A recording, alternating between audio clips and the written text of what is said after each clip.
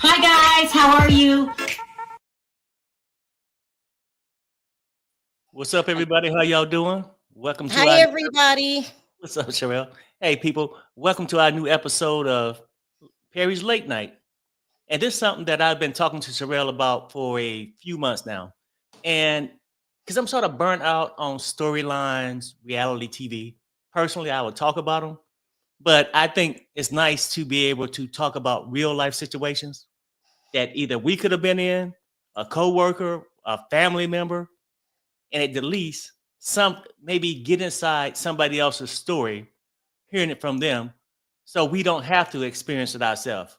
And this story we're about ready to present is about this man that was in this 20-year marriage.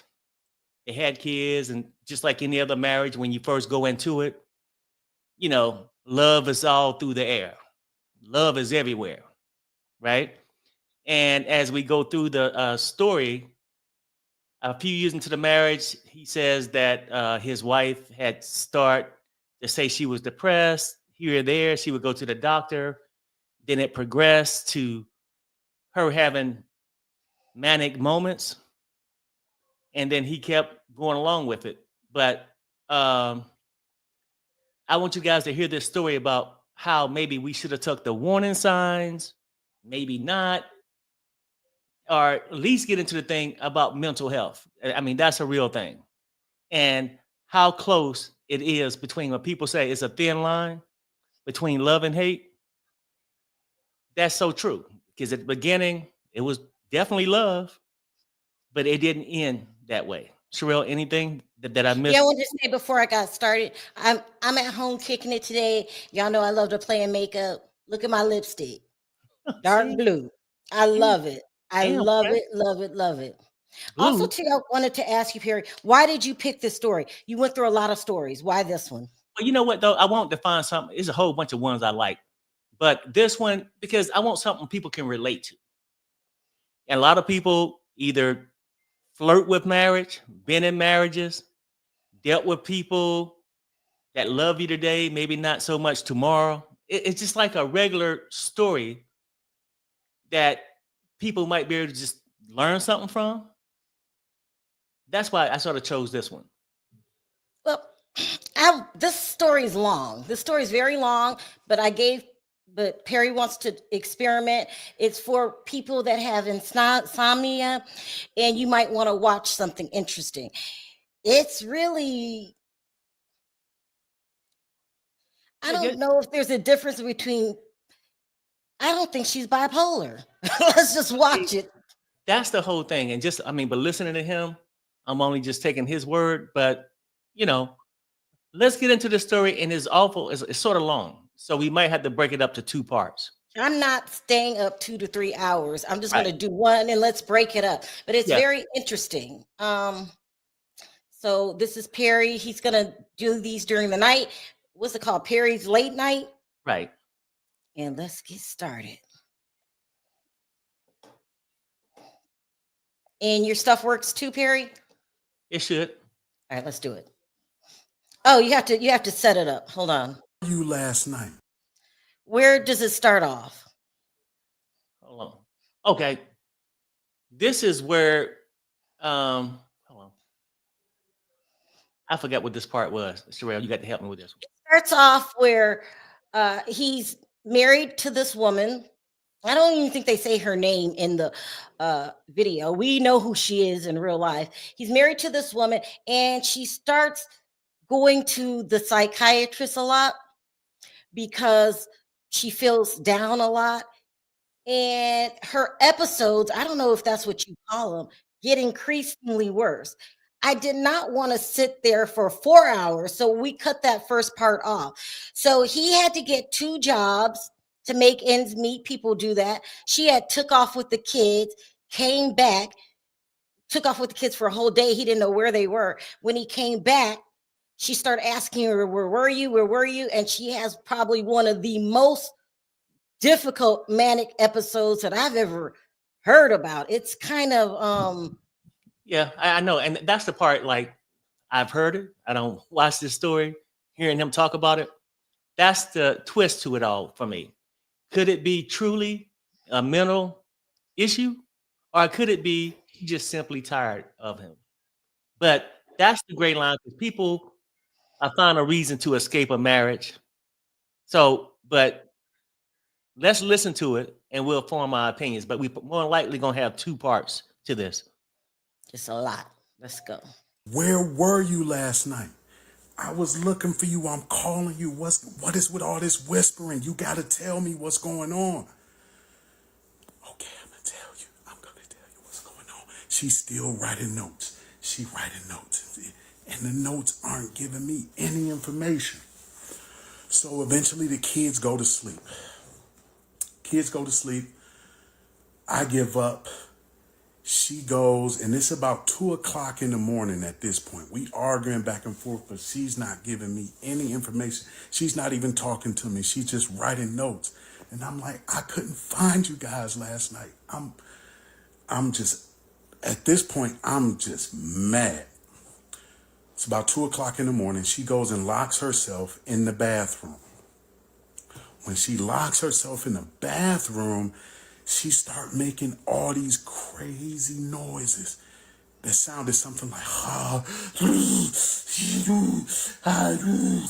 and I'm like, what is going on in that bathroom? But she has the door locked. And I'm exhausted at this point. So I go to sleep. So this is Monday night. I get up Tuesday morning. She's still locked in the bathroom. Okay. She comes out of the bathroom all wet, like I guess she took a bath, all night bath. I'm not even asking about the noises. I'm just so exhausted, and I'm trying to figure out what was going on last night. So she's still whispering and not giving me any information. And she's still writing these doggone notes. And I'm getting extremely frustrated at this point. So I'm still fighting and trying to get some information out of her. I'm not getting anything. Now, one thing that I told you guys, what did I tell y'all that comes along with the manic episodes? Is the crazy sex.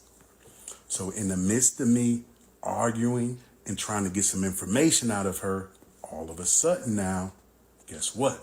She wants to have sex. Now, I told y'all that the manic sex is off the chain. This is on a whole nother level as we going into it. She pushing me around. She throwing me on the bed. It is wild. And she asking me to do all this wild stuff to her. Okay, I just had to stop it for a second, because going into the story, I don't watch it, and I was like, hey, let's keep it real. Is he overlooking warning signs? Do he see these things, but he want to be around for the after effect? Because now he done went from her being in the bathroom, sounding like the old movie Portuguese, taking the all-night bath, to now being worried, going to sleep, and now it's time. And he's overlooking what he had to do it for the last 12 hours or so. And I'm like, yo, I know I was upset about wherever you were last night. But now at this point, I'm like, okay, well, at least this is my treat that I get for dealing with this manic madness. So I'm like, okay, let's get into it. At a certain point, I get over top of her. When I get over top of her, I don't know what she was thinking. She reached up and grabbed me by the balls. And she started squeezing as tight as she could. And I start screaming like a baby. Let me go. And I'm screaming at the top of my lungs like I don't know what to do. And she just gripping harder and harder and harder. And this is a moment that I will regret for the rest of my life. As long as the 20 years that my wife and I have been married, I never put my hands on her. But for whatever reason, I said, Janice, you need to let me go or I'm going to smack you. Why did I say that? When I said I'm going to smack you, she bared down even harder. And now I'm screaming and I reared back and I smacked her. I regret that. I don't condone putting your hands on a woman. It was the only thing I could think of at the moment. I smacked her and then I declawed her nails out of my balls. She literally had me by the balls. And so now she coming at me. She trying to fight me. She trying to push me and it is just crazy. And I'm trying to get her off of me. It's just madness in the bedroom. So me screaming so loud woke the kids up because this is like 5, 6 o'clock in the morning. So it woke the kids up, kids banging on the door. Dad, are you okay? What's going on? What's going on in there? And through the midst of us tussling, for whatever reason, she stopped and laid down on the floor. Okay. Now I'm telling the kids, everything okay? We're going to be all right. I'm trying to get myself together, figure out, like, okay, what do I do? I leave out of the room. I close the door. And now I got to try to figure out my normal routine of taking care of the kids. I don't want to keep stopping, but I Right. can't help but to notice his eyes are bloodshot red and he Right. has something on his neck. Is that from another manic episode? See, he said he had to get, Declaw her. yeah, declaw her out the nutcracker, right? And it's weird when you hear somebody say, "Is it real?" According to him, This is real. It this is happened. yeah. I'm saying it's his version of the story, but he, I don't know. Sister, I don't know. I just can't help but to look. I'll go back and finish the story, but his eyes are bloodshot red and there's something on his neck. And, I mean, the whole situation is tragic because the children are there. I just wanted to know if you knew. We'll keep going. Okay. So, kids, nothing's wrong. Daddy just got hurt. I'm okay. Let's get you guys ready for school. Okay. And the kids are crying. They don't know what's going on, but I'm just trying to reassure them that everything is okay. So I'm going through my normal routine, getting the kids together. And then all of a sudden, I hear the loudest screams coming out of the bedroom. And then I hear banging on the wall. Boom, boom, boom, boom, banging on the walls. And then the kids are freaking out at this point.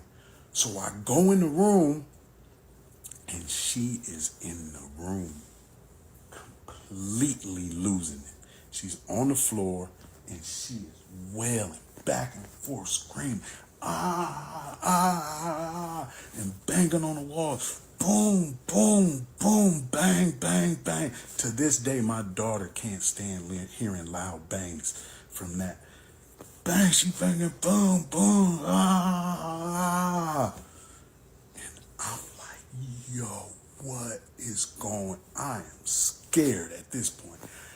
I was a master at dealing with the manic episodes, but nothing like this. So I don't know what to do. And the first person that I could think to call is my brother. So I call my brother on FaceTime. I don't remember if I called him on FaceTime or if I called him just on a regular phone. But I'm like, yo, bro, listen to what's going on. My wife is losing her mind, bro. And my brother's like, yo, you need to call 911. And I'm like, I don't know what to do. So I get 911 on the phone. They answer, okay, hi, my name is Rock. I'm here with my wife. She has a history of mental health issues, and I, she's in a position where she's unstable, and I need you guys to send someone out here. Okay, sir, is everything okay? Is this a domestic situation? No, everything's fine. She has a history of doing this. She's done this before. Okay, sir, you need to stay on the phone with us and we'll get the paramedics sent out there. Okay, great. Fantastic. Okay, let's just stay on the phone. Just monitor her. Is she doing okay? Yeah, she's doing fine, this, that, and the other. So while I'm on the phone with the paramedics, she burst out of the room and she is coming at me with everything she got. She's swinging. She has some like little metal, I can't think of what it was, but she's swinging it at me. She grabbed a broom and she's swinging the broom at me, trying to hit me with the broom. And then the kids are around seeing all of this. And then my daughter had a blanket and she was holding the blanket up like, no, mom, don't hit dad, don't do this. And I'm still on the phone with 911 and I'm trying to manage everything that's going on and get the kids out of the way. And it is just bananas. So eventually, somehow, we get her isolated back to the room. Now, the door pushed out toward me. So I got my foot on the door because she's trying to reach around the door and she's trying to hit me around the door and just trying to get me. And I'm on the phone with the paramedic and I'm like, okay, y'all need to get over here. And then we get a knock on the door. So I got a knock on the door. But my foot's still on the door. She's still around the door, swinging at me, trying to hit me. And I'm still on the phone with the paramedics. She yelling through the phone, his name is such and such. He works at such and such. He's crazy. He needs help. Get somebody out here for him. Blah, blah, blah. My youngest son is at my legs punching at me. Daddy, leave mommy alone. So while I get this knock on the door, I'm like, okay, these are the paramedics. So I'm thinking, if I let this door go, she's going to rush me. So I'm trying to think what to do. So my daughter's standing over there. I'm like, go answer the door. And the kids are just stunned. They don't want to do anything. So I'm like, okay, I got to get this door. So I'm like, I was just gonna stop it for a second too. I mean, people, can you imagine what these kids going through? Mm. They heard the "Arr, arr," and all the different stuff, and then he said that he's went through these manic stages many times before. So it's not their first rodeo. The kids, I'm sure the kids had to experience this stuff, and now he's there. Somebody in the chat said he sounded like the one with the problem. I don't know. Just listen to this whole thing, but it's just weird how these kids got to figure this thing out. You got your mama on one side, your daddy on the other side, things going haywire. And then he's saying, get the door. Some kids think, hey, if it's the police or something, I'm basically letting somebody in to arrest my mom, dad. I don't know. It's weird. But no, we'll Also, continue. too, I verified this story. Um, it's true. So we'll talk about that at the end. He's Mhm. not making it up. I mean, he could be exaggerating. I don't know. The whole thing is weird. And I don't, if she is manic, like, what do you do? I don't know. This whole thing I'm is, not saying he ain't making it up. I'm just saying, but it's just weird to hear somebody explain in detail what they went through. It's sort of out there, but and we'll continue. whatever. If she rushes me, she rushes me. So I let the door go. I go answer the door, thinking it's the paramedics. I open the door. I'm staring at a police officer. How you doing, sir? Is everything okay? Can you tell me what's going on? What happened? And I'm like, okay, I explained to him just like I just explained to you guys. My wife has the history of mental health issues and manic episodes. We were being intimate. She grabbed me by the balls. I smacked her and everything exploded from there. Police officer's like, okay, now while we're talking, we had walked to a certain part of the house where I could look in the bedroom. Now, just 2 seconds ago, I'm thinking she's about to rush me, but now we're standing right in front of the room where you can look inside and see the room, and she's laying on the floor, butt naked. Because, like I mentioned, we were just about to be intimate. So she still doesn't have any clothes on. So she's laying over the floor, not laying on the floor, not a stitch of clothing on. Police, myself and the police officer are staring inside. After I finished telling him my story, he says, okay, do you mind if I go in and speak with her? I'm like, okay, if you need to, go right ahead. He goes in the room. When he goes in the room, she getting up from the, I could see her getting up like, she dazed and confused. She was looking at the police officer and telling, I guess telling him whatever, whatever she was saying. Cause I couldn't hear, I could see inside, but I couldn't hear what she was saying to the officer. So after some time, police officer came back and talked to me and said, yeah, we need to get some help in here. Do you want me to get the paramedics? I said, duh, that's the reason why I called in the first place. So now he leaves out to get the paramedics, and I'm thinking to myself, like, okay, we got to get some clothes on her. We got to get her covered up. So I'm asking my daughter, like, help me get her dressed. Let's try to get some clothes on mommy. We trying to get clothes on her, and she not having it. She not letting us do anything. So I'm like, okay, well, let's at least put a blanket over her so she's at least covered up. Because at this time, she's still laying on the ground. So we put a blanket on her, and the paramedics come in, like 4 or 5 paramedics come in. They go directly to the room, and they surround her. She's laying on the floor. They surround her. Okay, ma'am, are you okay? Is everything okay, ma'am? We're here to help you. And then after a while, she stands up, and she's in the middle of the circle, butt naked, all these paramedics standing around her, and then it starts to get a little intense. And then it starts to get to be a little bit of pushing and shutting. It's starting to intensify. And they're like, ma'am, you have to relax, ma'am. We're going to have to get you out of here, ma'am.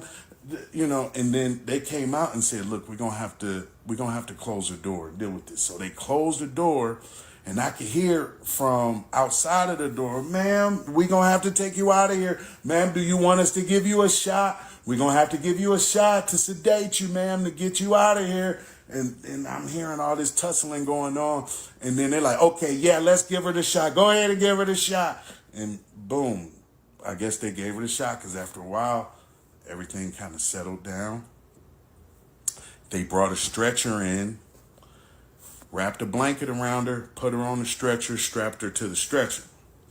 So then now they're wheeling her out of the house on the stretcher. They wheeled her right by me, and when they did that, she took her ring off of her finger and like licked it like that, like, and then looked me in the eye. She threw the ring and looked me in my eyes and said, I'm divorcing you. And then See that part right there? He's saying it's mantic and all that. And I know mental health people do lose it. For one, like, it'd be hard for me, even if she was in a manic stage, for me not to go in there and try to partially dress my wife. And I understand things was out of control. But for her to have to be there and have all these paramedics, cops looking at her unclothed, you know what I'm saying? Like, I don't know. But then when, like he's saying, when she was leaving, she was conscious enough to grab the ring, Yeah. lift it, Yeah. and say, I'm divorcing you. So Mhm. some part of me in his story, I wonder if it's some kind of underlining that's not been spoken, like somebody's having an affair, him, her, if he's having an affair and she know about it and crazy about it. I mean, it's just weird. But it seemed like something else is going on more than just the manic. Now, the manic thing might make whatever issue you got. Something going on like what? Well, either I'm starting to wonder if either she was already tired of the relationship and found him irritating. Was he Mm. cheating, creeping a little bit, or was she creeping and wanting to get out the relationship? And then when these romantic moments come, hell break loose. Did that make sense? Yeah, I mean, I don't know what to make of it. I haven't experienced this. I just wish it wasn't in front of the children, but I don't know what to make of it. I mean, shit, trust and believe. Let me wake up and you, oh, woo, I'm calling somebody ASAP. I mean, this is crazy. I mean, I'm gonna go ahead and start it back. Okay. And I was like, okay, babe, like, I'll see you at the hospital. Because I'm thinking to myself, like, I've seen these manic episodes before. It's never been this intense. But I'm thinking she's just talking out of her mind. So they wheel her out. Now I'm standing here. It's just me and the kids. And I'm like, what just happened? And I'm just trying to figure out what are the next moves that I need to make. Okay, I can't, there's no way I can go to work today. Okay, look, I got some situations going on at home. I need to take the day off. Okay, no problem. Go ahead and take the day off. So then now I got the kids. Now, originally, I was trying to get the kids to school before everything blew up. And so now I'm like, and this was a big mistake. I don't know what I was thinking, but I took the kids to school. And I took my youngest to daycare, not thinking about the trauma they just experienced, but I'm just trying to piece together, like, how do I deal with this situation? So I get the kids to school, youngest to daycare. Now I got to go to the hospital and check on my wife. So I get to the hospital, and when I go, how you doing? My name is, my wife is, she's here. Can you let me back to go and say I'm here to check on her? Okay, what is your name, sir? Okay, 1 second, sir. And I'm like, okay. And then I'm waiting a while, like, okay, just 1 second, sir. And I'm like, why am I waiting? Like, just let me back there to go check on my wife. So then after some time, a police officer comes out. Police officer started asking me questions. How are you, sir? Okay, yeah, I'm officer such and such. And could you explain to me what happened, the situation that happened in your home? And then I explained them just like I just explained to you guys. Yep, she, we were being intimate. She has a history of manic episodes and mental health issues. She grabbed me by the balls. I was in pain. I smacked her. I regret doing that. And everything blew up from there. Okay. Well, she said you raped her, sir. And did you forcibly put your thumb in her whatchamacallit? Wait, she said I did what? She said I raped her. Yes, sir. And did you forcibly put your thumb in her whatchamacallit? Well, yeah, I did, but she asked me to do it. And he's just going on and on about supposedly I raped her and did all these crazy things to her. And he's like, so you're going to have to wait. She doesn't want to see you. She is not going to let you back into the room to see her. And we have a detective on the way. And you're going to have to talk to the detective and explain to him what you just explained to me, because right now this is an investigation. Really? Okay, no problem. So I'm at the hospital. I'm talking to the police officers. They're saying this is an investigation, sir. And your wife is saying that you raped her. She's saying that you beat her, that you knocked her unconscious. Did you do all these things to her, sir? And I'm talking with the police officers and I'm going through the whole story, telling them exactly what happened. Then one police officer leaves and another police officer comes over. And then they ask me, can you tell me what happened, sir? Explain to me what's going on. Then I got to go through the story again with the next police officer. Okay, well, we're going to have a detective come out and talk to you, sir. Okay, no problem. Then I'm sitting there waiting for a long period of time. And then another police officer comes over and I have to give the whole story again. It was like 3 or 4 police officers came and spoke with me. And then I'm thinking, like, are you guys ever going to let me check on my wife and see my wife? No, that absolutely cannot happen. Well, I said, because I knew, obviously, she didn't have any clothes on. She was butt naked when they took her out on the stretcher. So before I left the house to go and check on her, I had packed a bag with, clothes and things that I thought she might need. I said, well, can you guys at least make sure she gets these items? Because when she left the house, she didn't have any clothes on. They said, okay, that's a little odd for an abuser. I've never seen that before. An abuser actually come to the hospital to check on the person that they've abused. So yeah, we'll make sure that she gets the bag. But based on what they were saying, I think they're understanding the story that I'm telling them. So now I get a call from the detective. The detective wants to, I'm running through the story with the detective. I'm telling him everything that happened. And he's like, okay, well, I need to come to the hospital to talk to you. I need you to just stay there where you are. And it's going to take me, I think it was like I had to wait an hour and a half. Okay, no problem. Detective shows up to the hospital. I run through the whole story with him. And then he says to me, okay, now it makes sense. He said, I spoke with her and I spoke with your wife, and what she was telling me, it was jumbled. It didn't make a whole lot of sense. But now it makes sense because I went through everything with him, last night, she had the kids out late. She was in the bathroom all night. We arguing. She's writing these notes. Then the next day we were intimate. She grabbed me by the balls. I smacked her. Like, I went through everything. And then he said, okay, now the story is adding up. It's making sense. He said, the next step I need to go to the house so I can take pictures and finish my investigation. I said, okay, no problem. But I asked again, how is she? Like, where is she? How is she doing? Is she still here? And this was hours I had been sitting at the hospital. He said, well, she's already been released from the hospital and she's actually on her way to get the kids. Okay, I'm gonna pause right here because some people are thinking, is he lying? This is what I think. I went through this whole story, right? And it's a long story. We're gonna have two parts. I believe him. I think when he tell the story, he was real passionate about this woman. And I think when you have kids and stuff with the romantic moments and stuff like that, he still loves his wife. That's what I believe. But we can when this whole thing is over, we'll comment at the end. But I think he just wanted to keep his family together. And yeah, you overlook things, but I'm wondering, like I said, she could have been romantic. I wonder if she just wanted to be out the relationship. I don't know.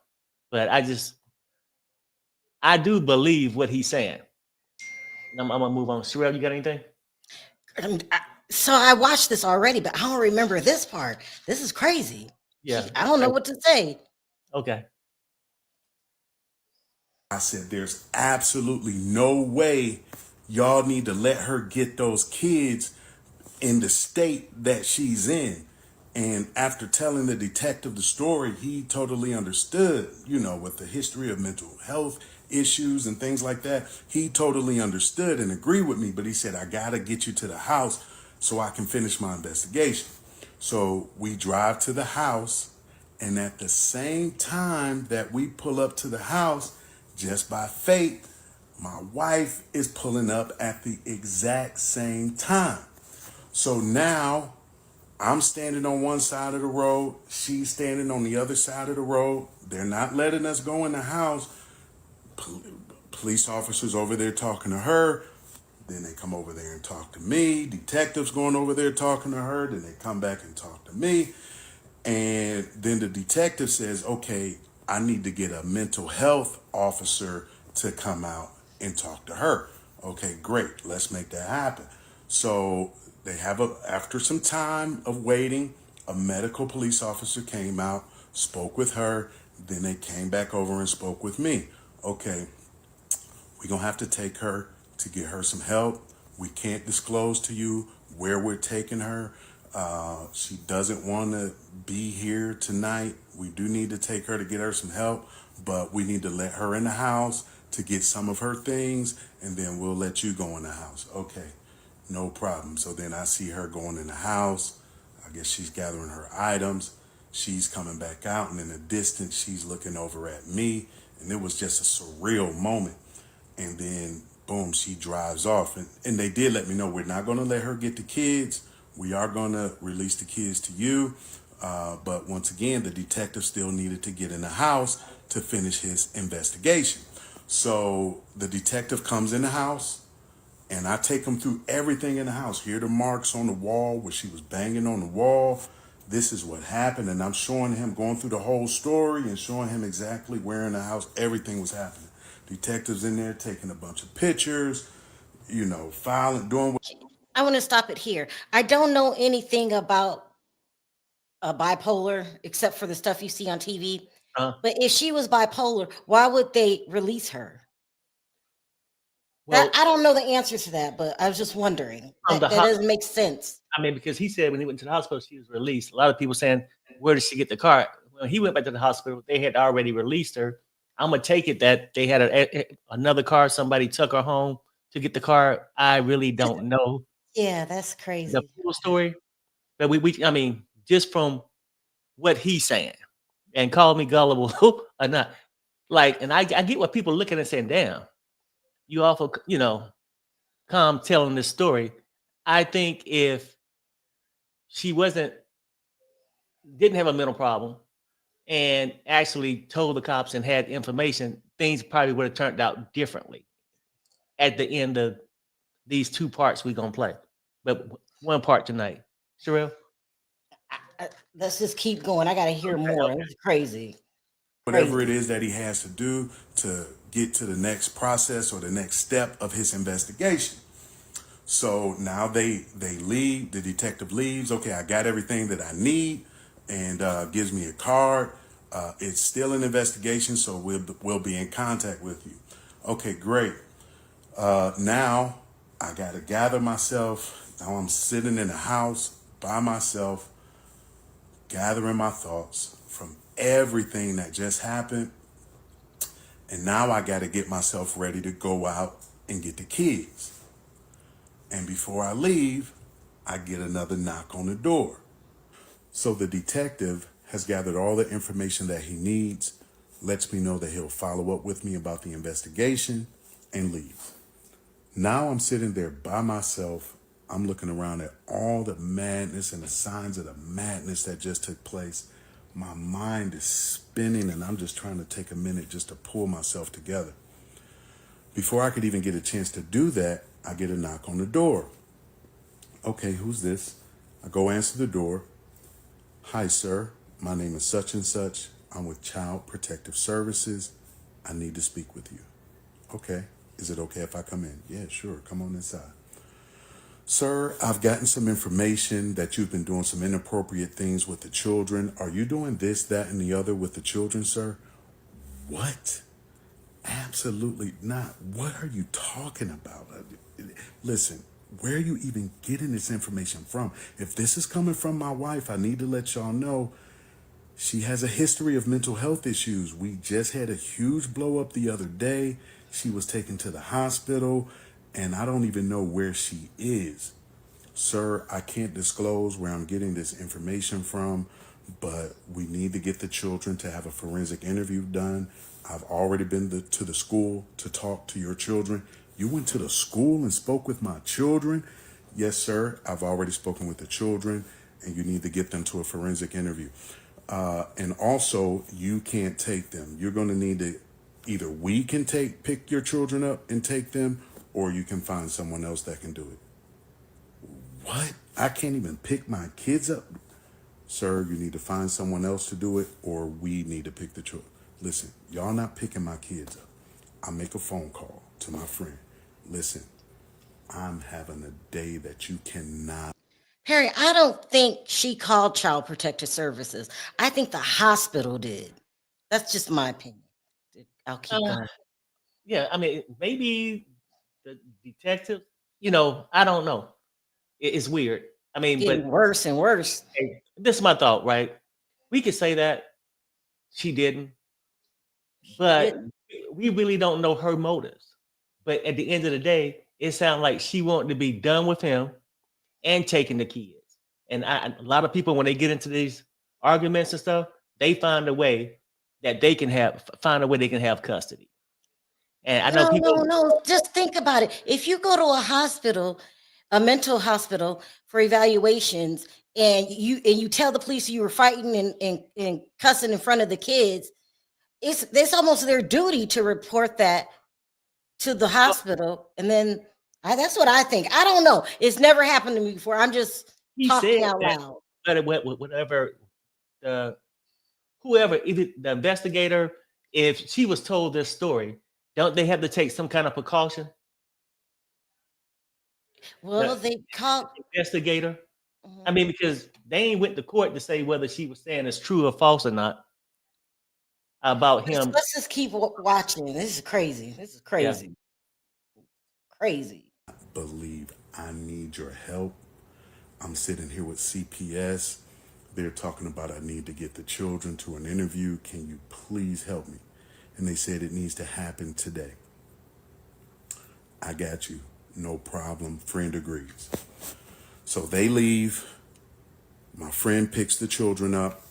And now I'm waiting for what feels like forever. After some time, I get a call back from my friend. Listen, they said everything you said checks out. They're going to release the children back to you. I'm on my way back. Wonderful. My children get back home, and I just hug them, and I'm praying with them, and they're asking me, where's mommy? Where's mommy? That children, I haven't heard from mommy. I don't know where she is. I'm sure she's okay. Let's just pray for her. Let's just pray and hope that she's okay. That night, we all just got in the bed. I wanted everybody close. We all got in the bed together, just piled in the bed, and we go to sleep. The next morning, we wake up, and now I got to be strong for the kids. I got to make sure they get everything they need. So I got to get my youngest to daycare. I got to get my two other children to school. Then I got to get to work, which was about a 30-minute drive. I go to work. I let my job know, look, I've got some personal things going on. I'm going to need to leave work early today because I got to get my kids from school. I don't have anyone else that can help me. I need to get the kids from school. Okay, no problem. Do whatever you got to do. They allow me to leave early. I leave that day, go back to get the kids, go home that night. Same question, Daddy, where's mommy? Children, I haven't heard from mommy. I don't know where she is. She's not answering any of my calls or texts, but we're going to be okay. We're just going to pray for mommy. We all piled in the bed together that night. We go to bed. I get up the next morning. I got to do it again. And then the next day, I got to do it again. Then a week goes by, the same pattern. Still haven't heard from my wife. Then 2 weeks go by. I still haven't heard from my wife. Then 3 weeks, then a month goes by. Still haven't heard from my wife. Have no idea where she is. I'm just in this rhythm of picking the kids, taking the kids to daycare, taking the kids to school, going to work, leaving work early, back, getting the kids dinner, in the same rhythm day after day. Still haven't heard anything. And I just don't know what to do at this point, but I'm just trying to stay in a good rhythm and be strong for the children. So then on one particular night, the kids, I'm trying to have a fun night with the kids, and we got this old iPad that one of the kids was like, oh, Dad, I found that old iPad. I want to, is it okay if I use the iPad? Sure, no problem. So I plugged the iPad up, and after some time, it charges up and it comes on. When the iPad comes on and I slide it open, all I hear is whoop, whoop, whoop, whoop, whoop, whoop. I'm like, what is that? And it's text messages coming in on the iPad. So then I click the messages and I see all these text messages. This is the iPad that's connected to my wife's phone. And I'm like, oh. And I began scrolling through all the messages that I'm seeing. And she is saying the most salacious, heinous, evil, hatred things about me, talking about me like I'm the worst person in the world and the detectives are going to come get him. He thinks this is over and this, that, and the other. CPS is coming after him. He's going to go to jail. And we got everything set up and lined up. And they going to get him. And they going to do this, that, and the other. And I'm like, oh my gosh. What is this that I'm seeing? And I just don't even know how to collect myself. I'm like, what in the world is going on? So I got this tablet. I'm getting all of my wife's text messages. I'm seeing everything that she's doing, everyone that she's talking to. And now I'm taking this tablet everywhere. Anywhere I go, I can barely focus on work because I'm constantly checking this tablet, finding out where she is and what she's doing. But she's still not responding to any of my calls or text messages. I'm gonna stop it right there for a second. Look, people, like I want to know this. At this point, from hearing the stories, maybe not some things you guys probably think he should have said or didn't say. But do you think, are you starting to say you believe or not believe or still not sure?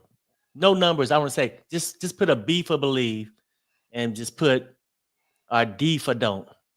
And then a U for unsure.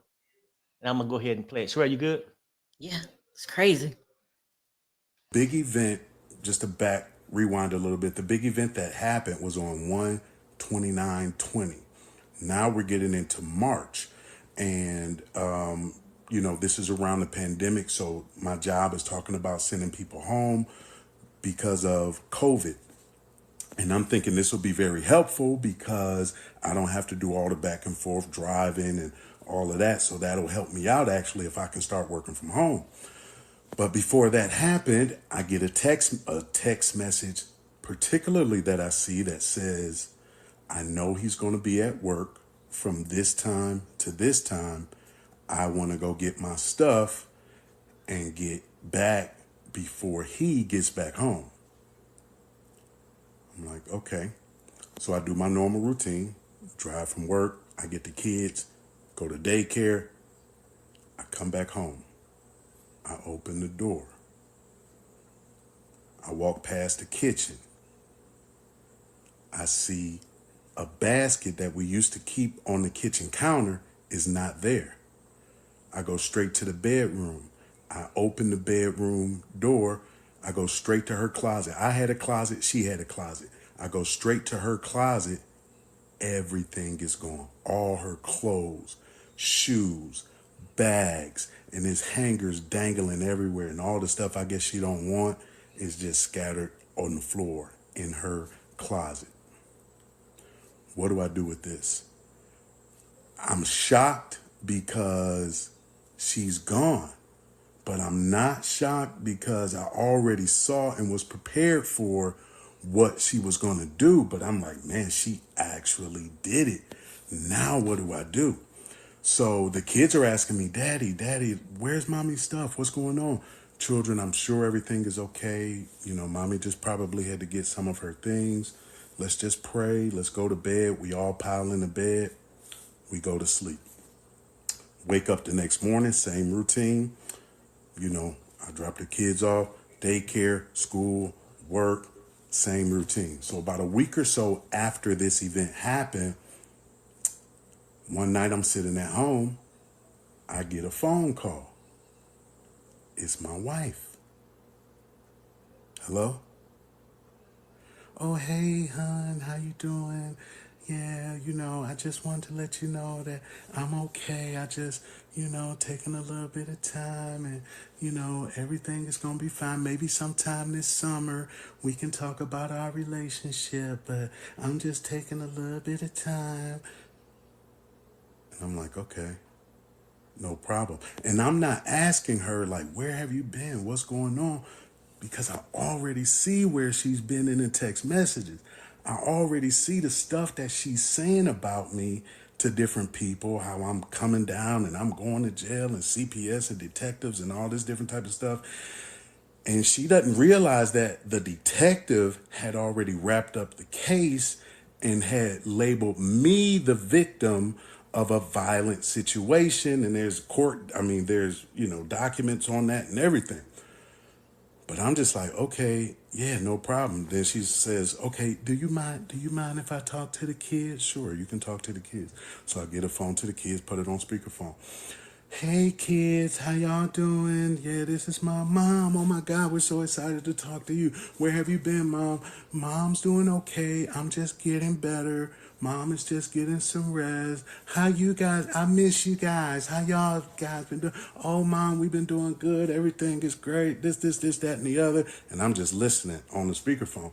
So then she's like, okay, it's time to go to bed, kids. Do you mind if I sing y'all a song?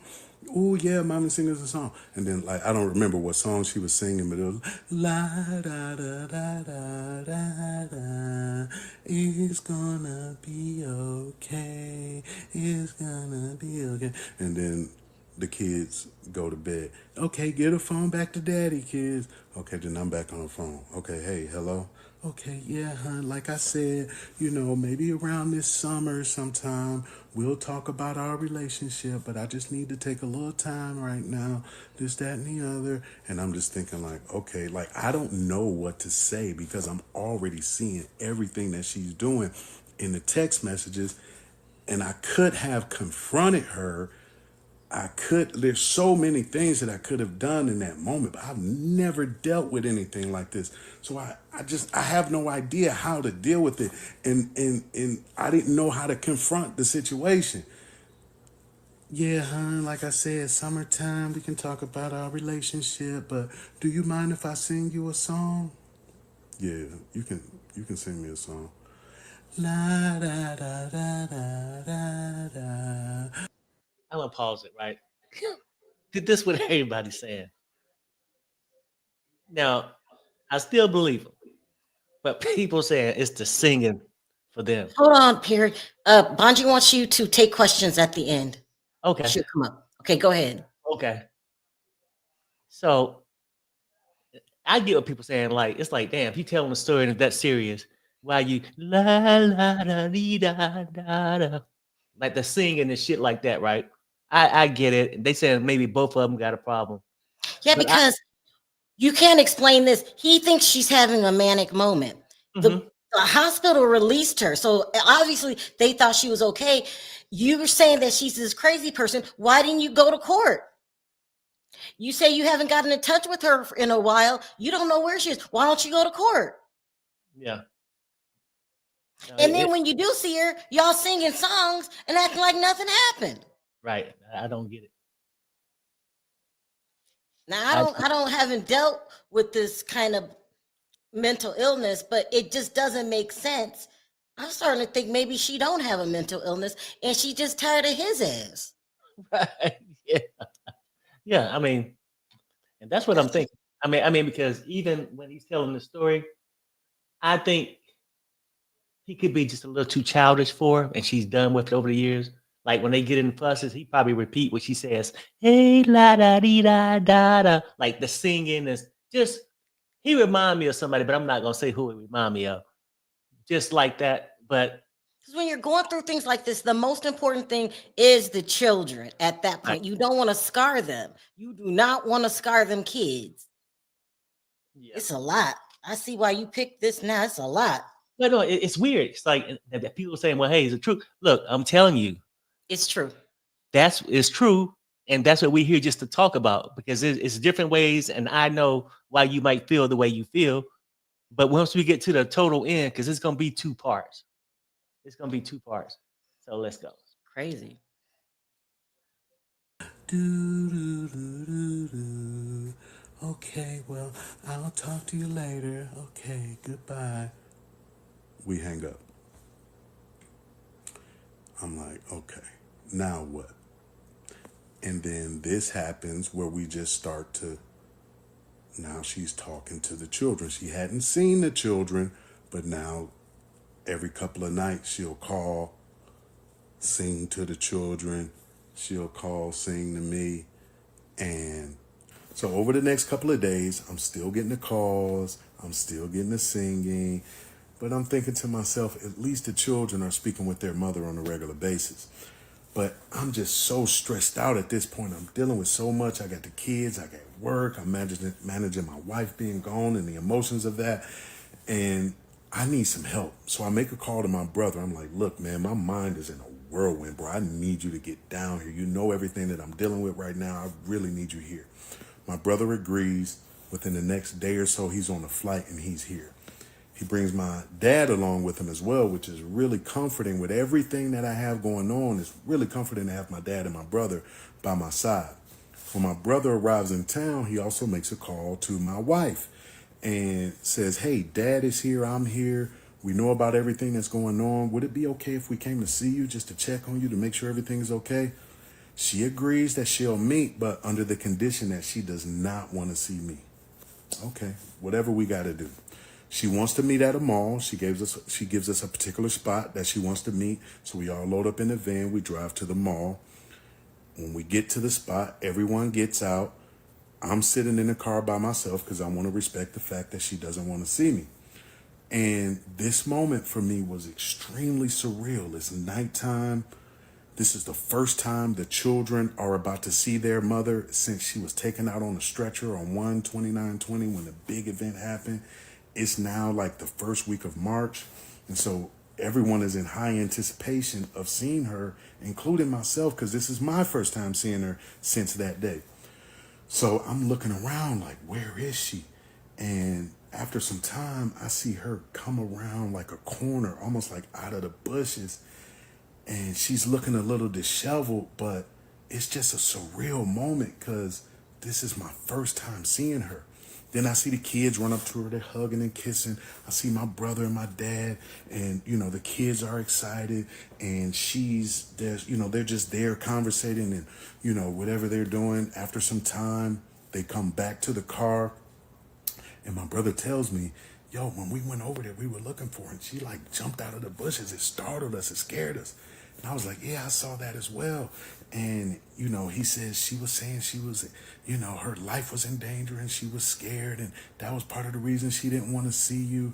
And I'm thinking, her life is in danger. Like, bro, I would bring no harm to my wife. And he's like, absolutely, I know. But I didn't understand the things that she was saying.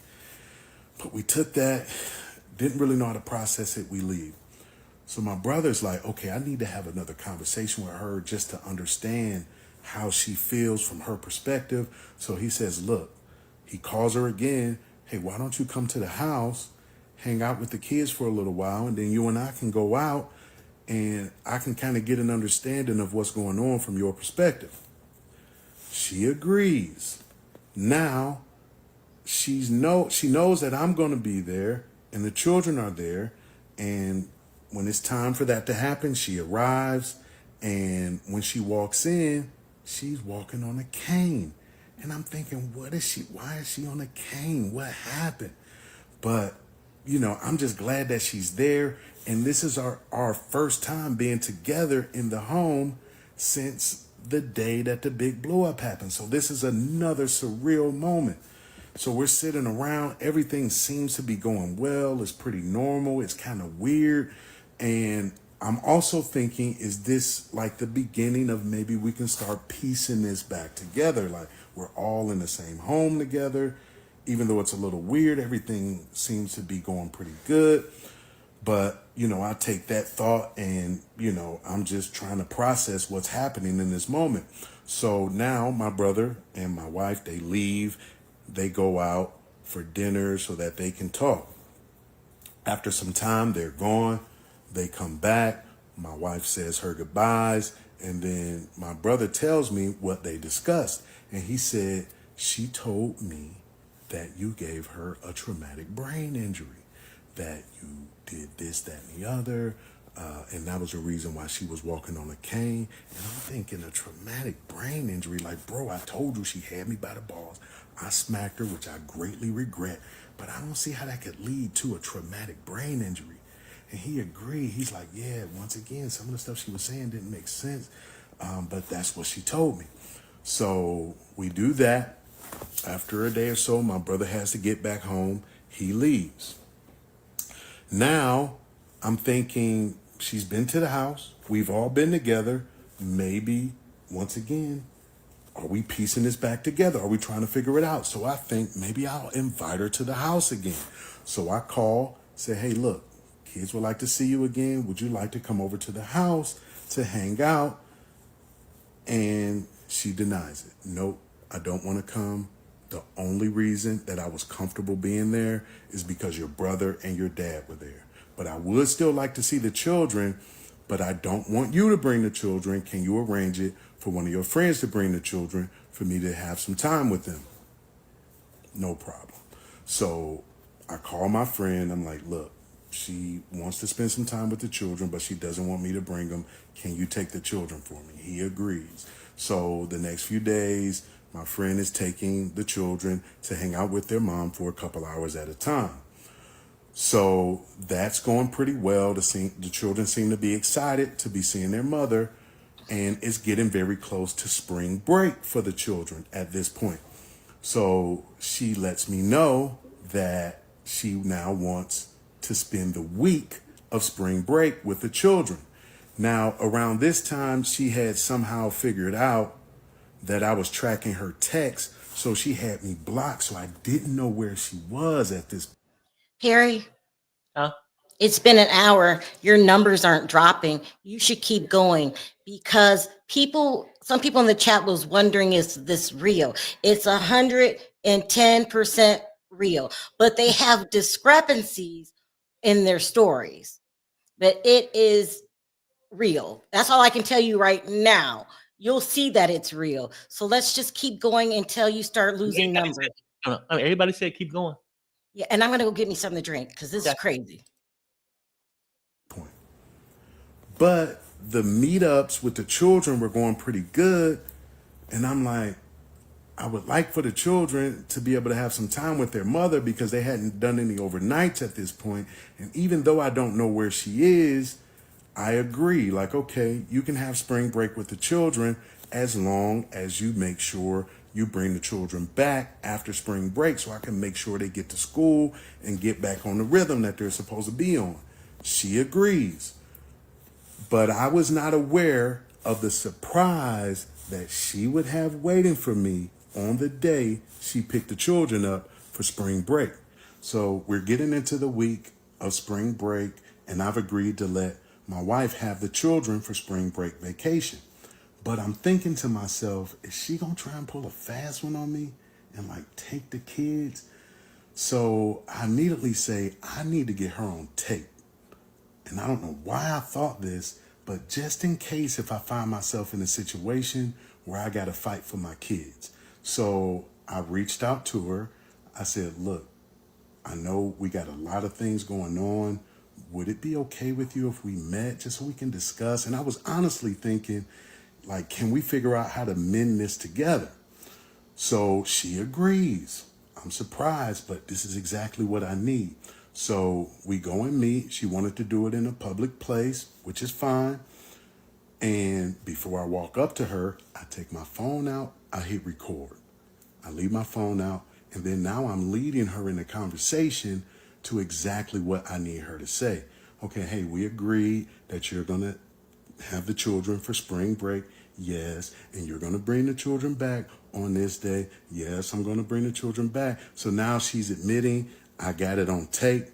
Cool. That's exactly what I need. So now we're getting to the day where it's time for the children to be picked up. I'm expecting her arrival, but instead one of her friends show up to pick up the children. That's fine. It's a mutual friend. So I'm like, no worries. So I get the children together, pack the children up. They want me to meet them outside. Okay, I take the children outside, load the children up. They get in the car.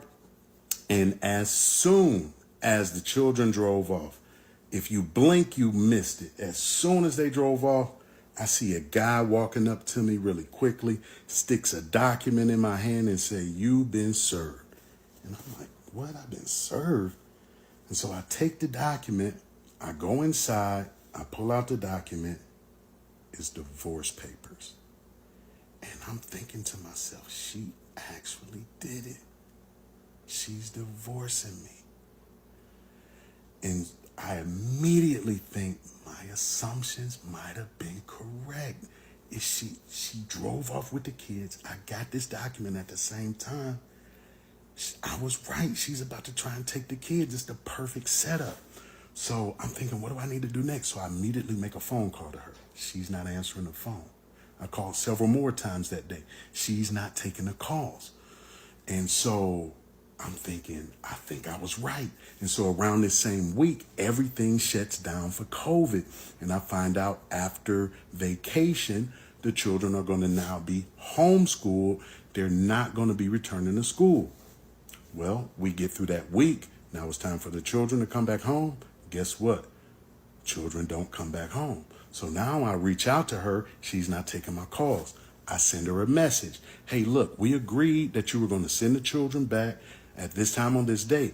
I need you to bring my children back. She denies it. No, I'm not bringing the kids back.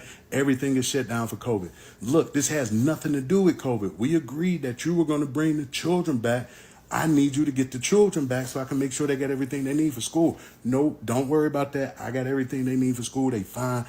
I can't bring the children back because of COVID. And it's just a bunch of back and forth. So I give up and I'm thinking, okay, I'm facing a divorce right now.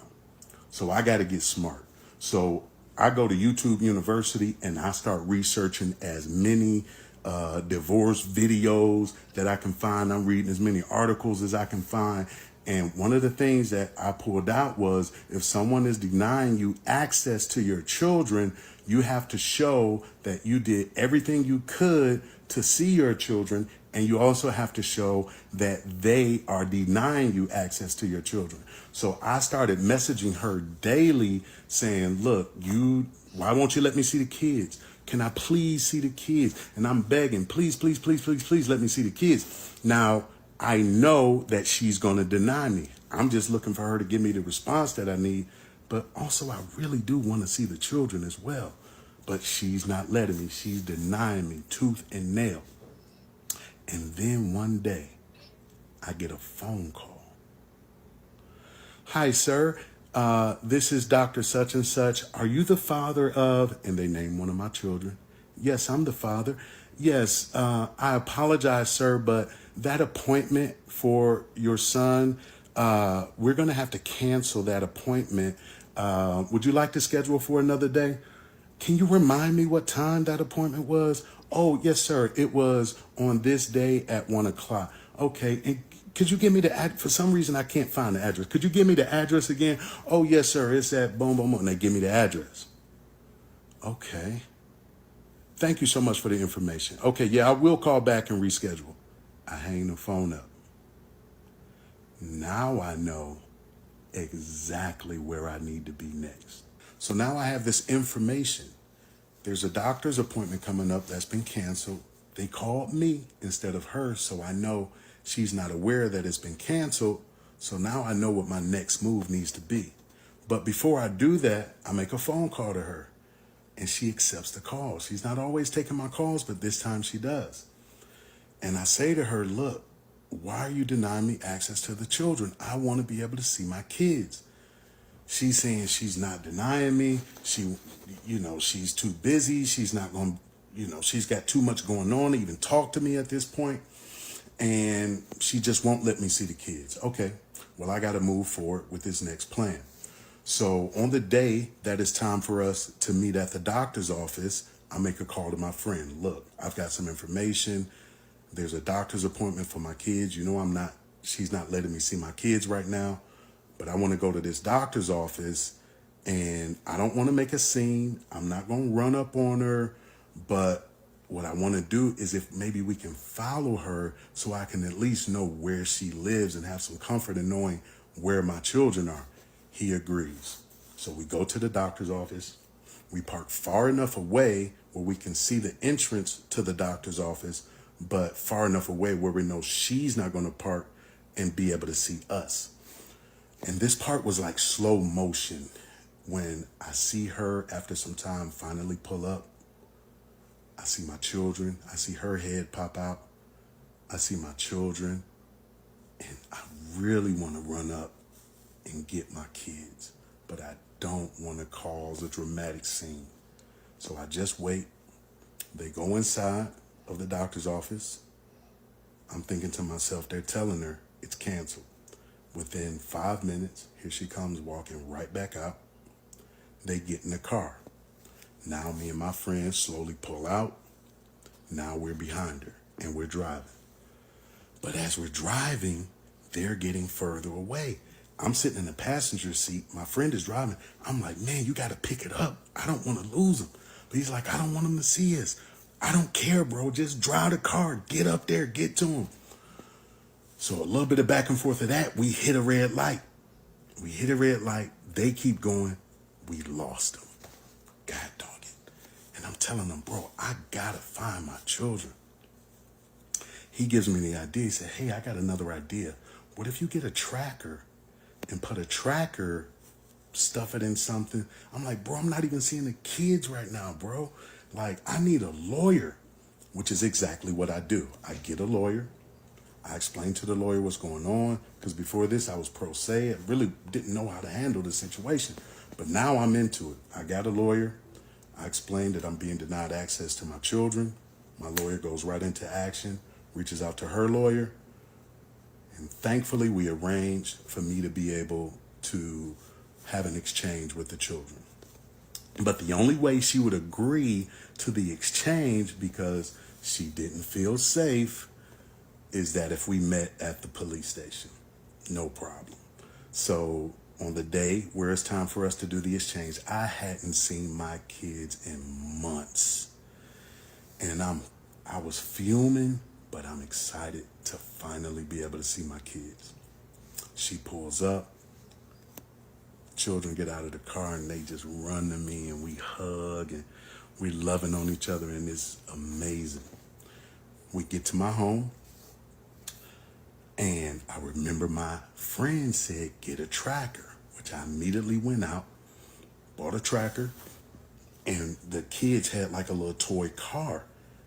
I took that car apart, put the tracker inside, stuffed it in, and then when I went back to the police station to re-exchange the kids, I said, hey, look, the kids wanted to take a couple of their toys with them, and would you mind if they, just go ahead and put those in the car, little toys and everything, no problem. All right, y'all have a good time together. Now I got them. She accepts the toy. I run back home because, the tracker was connected to like an online site that you had to go to where to show you exactly what's going on and where they are. So I run back home and I immediately, literally within an hour, that tracker did exactly what I needed it to do. Now I know where they live. But I'm not going to run up and cause a scene, but at least I know where they live. So now I know where she lives, but I'm not going to run up. I'm not going to cause a scene. Just knowing where she is when she's with the children is enough for me.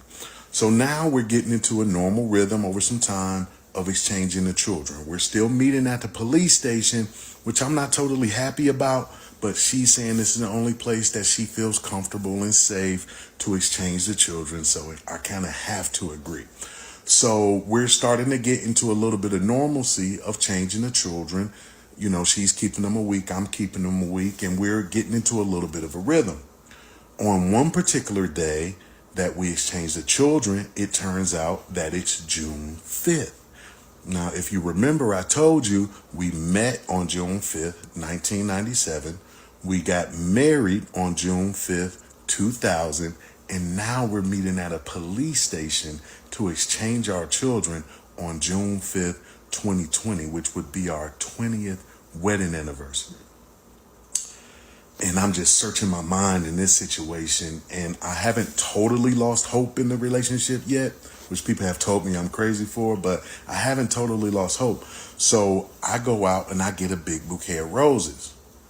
When we meet at the police station, I get out of my car, I go over to her car. I know, I got to pause it for a second.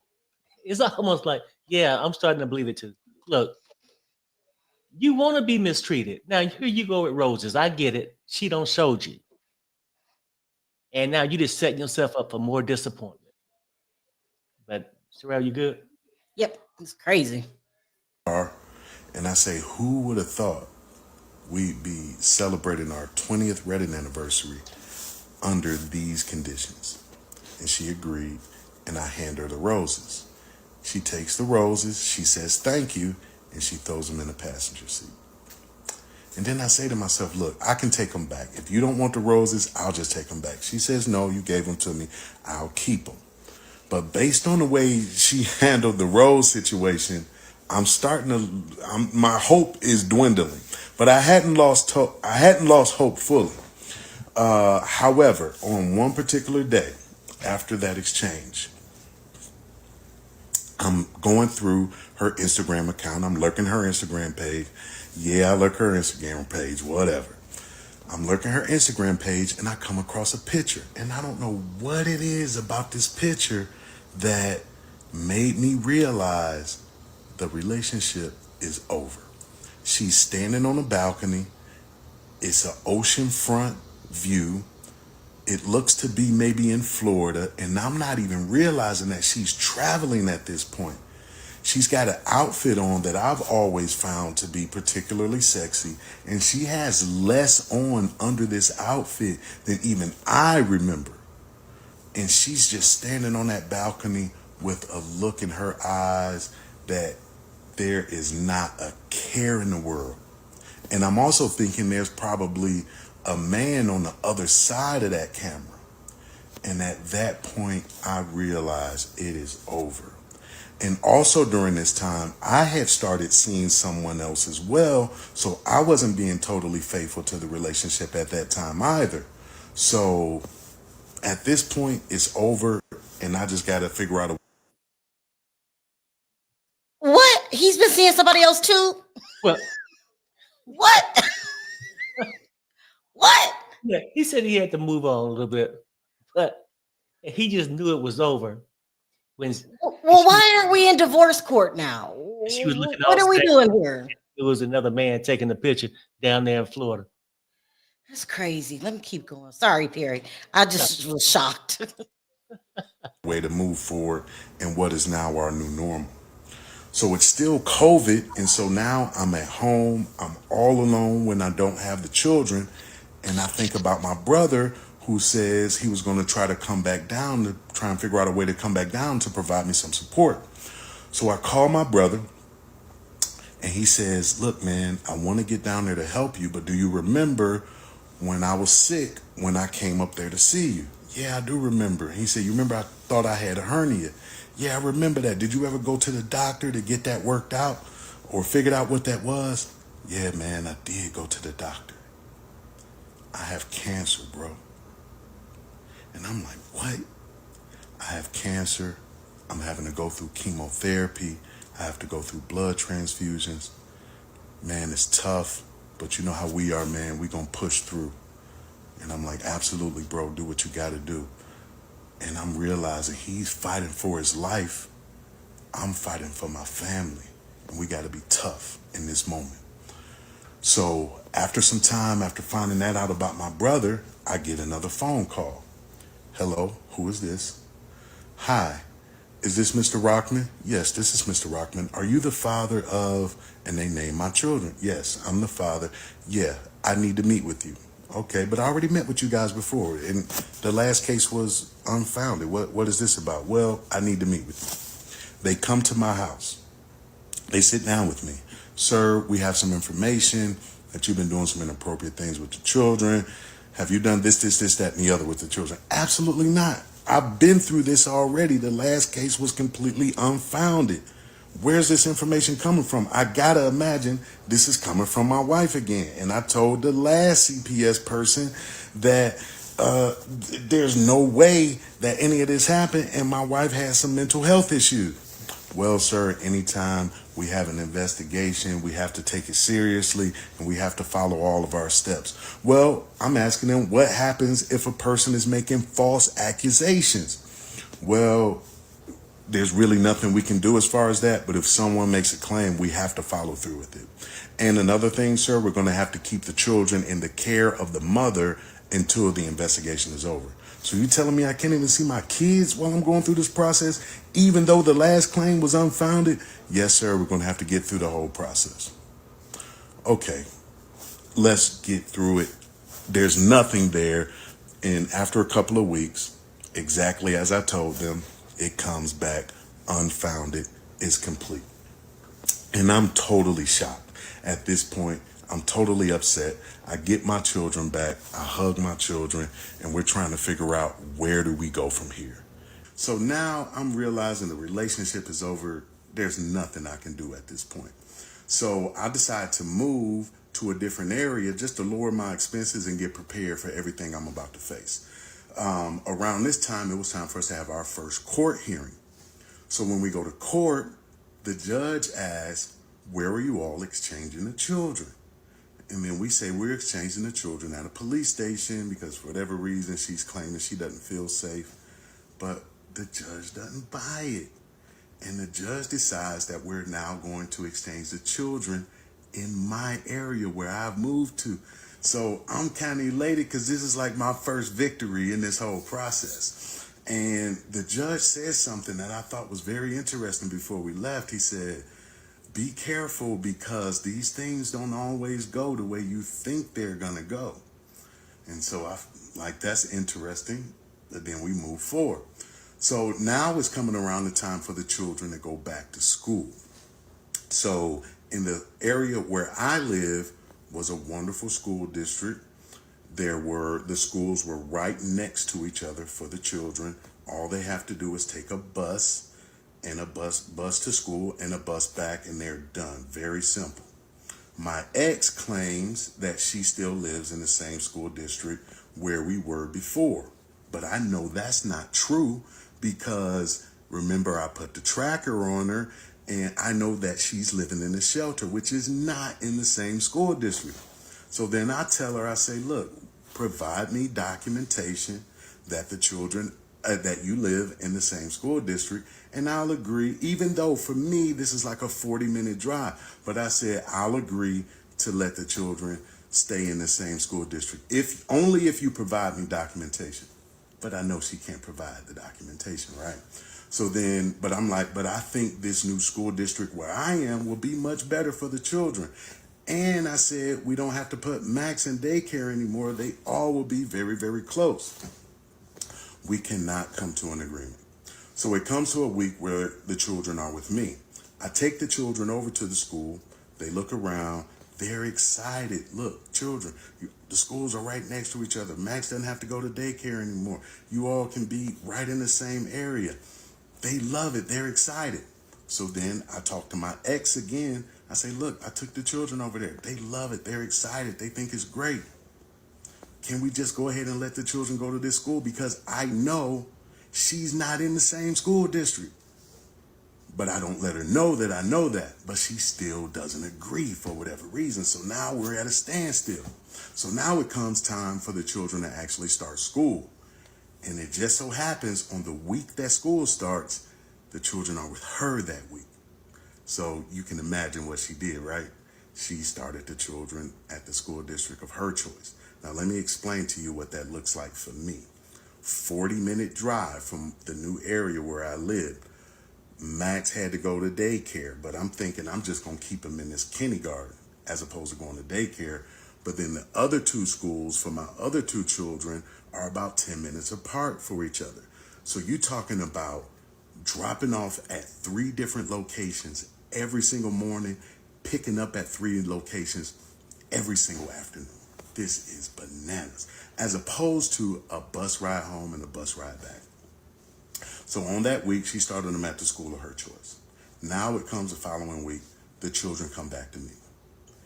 Now I have a decision to make because I'm thinking, do I go ahead and just let the children, like, forget what she's doing? I'm going to pull the children out of that school and I'm just going to enroll them in this much easier situation for everybody, including my ex. Am I just going to go ahead and just enroll them there and say, forget what she's doing? But then I think, well, if I do that, when the children go back to her next week, yep, guess what she going to do?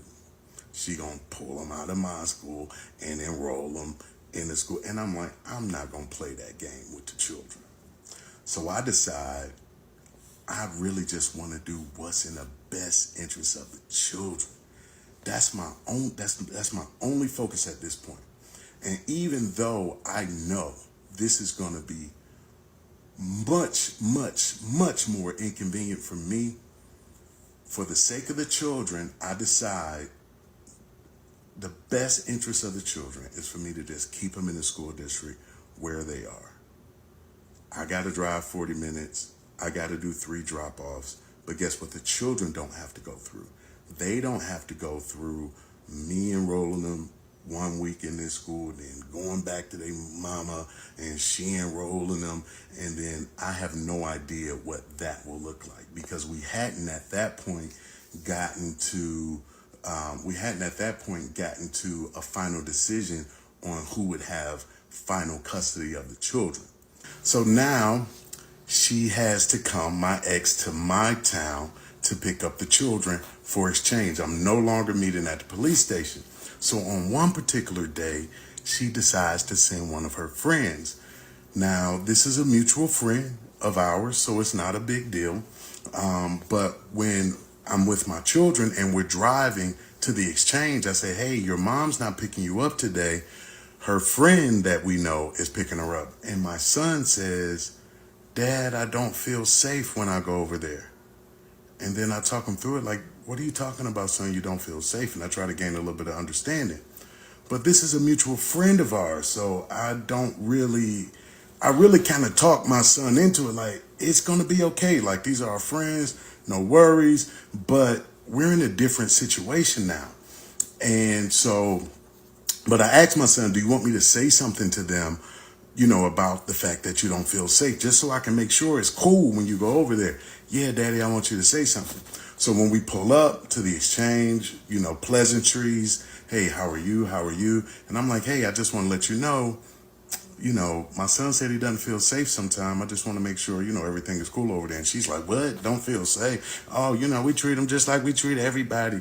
Everything is cool. And I'm like, okay, well, I just still wanted to let you know, just so you can understand that I want to make sure my son is good when he's over there at your house. And so, we figure that everything's fine. Like I say, the kids go on about their way. And then immediately as I'm sitting there, I'm thinking to myself, my son just said he's not safe. Why did I send my son there?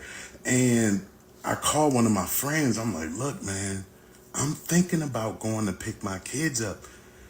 Like, my son said he doesn't feel safe when he's over there. And my friend was like, well, look, I'm going to give you some advice. If you go, take a police escort with you, because he already knows all the drama I've been dealing with my ex. So he says, take a police escort with you. So I'm like, cool, that's exactly what I'll do. Now, I had gathered some intel to find out where this friend lives, because they had moved since my wife and I had split. And my wife is telling, my ex is telling them that I'm a lunatic and I did all these wild things. And so now they're acting like they don't want me to know where they live. But guess what? I found out where they live. And so I pull up, I get the police escort, and it just goes crazy from there. I'm totally chill. I'm like, as long as I get my kids, I'm good. But she is yelling at me and cursing at me and telling me I'm all these, this, that, and the other, because I'm coming to get my kids.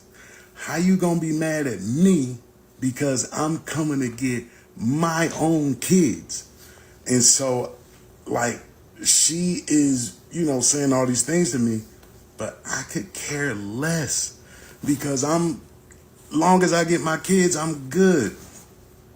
So I leave, I get the children in the car, I leave, and I explain to my children that the most important thing for me is to make sure that they feel safe. And I will do anything to make sure my children are protected and safe. And, the kids were freaking out a little bit because she's yelling. I got the police there. But I said, children, I brought the police because I didn't want it to be any drama. And as it turns out, it turned into a little bit of drama with all the yelling and all of that. So that was a good move and a good advice on my friend's part to bring the police along. But I'm explaining to my children, your safety is the most important thing to me, and that's the only thing that matters. And so, they, like I said, they were a little emotional about it, but I think they understood. But guess what? I got it on tape. We probably got about another 30 minutes. I know y'all wondering. Because at this point, I started recording everything. So my focus now moving forward is what's in the best interest of the children. That's the only thing that I'm focusing on, and how we can begin to move forward as co-parents. And based on our history of doing marriage workshops and seminars all over the country, our TV show where we spoke about relationships, all the things that we did, I always thought that if we were ever to break up, we'd be the ideal co-parents. But I'm learning that's the furthest thing from the truth. And I know y'all think I'm crazy with all the hell that she sent me through, but for whatever reason, I, like, in the midst of it, I think I was focused on the person that she was before, as opposed to the person that she is today, that's trying to destroy me, trying to get me put in jail, take my life. I mean, I'm just not seeing it for whatever reason. I'm just staying strong to get through it. And I was probably being a little delusional, like I say, thinking about the person that she was in the past, but she certainly is not that person today. So now we're getting to the point where the children it's time for them to go back and start playing sports, and we have one of their sporting events coming up. And I pack up a cooler, put snacks and drinks and all those different types of things in it, and we show up to the game. We sit in the bleachers, and after some time, she shows up, but I notice she sits way on the other side of the bleachers. And I'm thinking to myself, why is she sitting way over there? Like, the kids are here, I'm here. Like, what's the issue? And I'm thinking that's weird for the kids. Like, you sitting way over there, I'm sitting here. And so I tell the kids, hey, pack the cooler up, put your drinks in, let's go over there. We're going to go sit next to mom. Because they were asking me, like, hey, can we run over there and go sit next to mom? And I'm like, let's just all go over there. I mean, we're still a family. Even though we're not together anymore, we're still a family. Well, we went, and I gave her space. I put the cooler in the middle. Children were in the middle, and she was on the other side. But at least, the kids don't have to go back and forth. Well, that turned out to be a little weird, but I'm thinking this is for the kids, so I'm not really focused on that. Well, after some time, it's time for the children their birthdays are coming up shortly after this, and I'm planning the children's birthdays. So once again, trying to think about what's best in terms of moving forward as co-parents, I offer her an invitation to the birthday. She refuses. She doesn't want to come. No, don't want to come to the birthday. And then I tell the children, mom said, she's not going to come to the birthday. They're like, can we call mom? Sure, no problem. They call their mother. Mom, we really want you to come to the birthday party. We're going to do this and that and the other. And she's like, no, we're just going to do something else and blah, blah, blah, blah, blah. She doesn't want to come to the kids' birthday party. They're disappointed, but once again, can't force her to come. So then we got to move forward. Shortly after this, around the time when it's time for the kids' birthday party to come around, there's another sporting event. She shows up to the sporting event. She's got bags and gifts and balloons and all that, and the kids are excited. And she's brought a couple friends with her as well. So the kids are, oh, yay, thank you so much, Mom. We love you, this, that, the other. We go in, sit at the bleachers. Now, these are friends that she bought that I was also mutually friends with as well. They were more her friends than mine, but I knew these people. So I go and we all sit together. After that event, she sent me a text message. Don't ever sit next to me at the kids' games. Don't look at me. Don't talk to my friends. Yeah, just a whole list of anything that you can imagine. And once again, I'm thinking to myself, I thought we would be the model co-parents.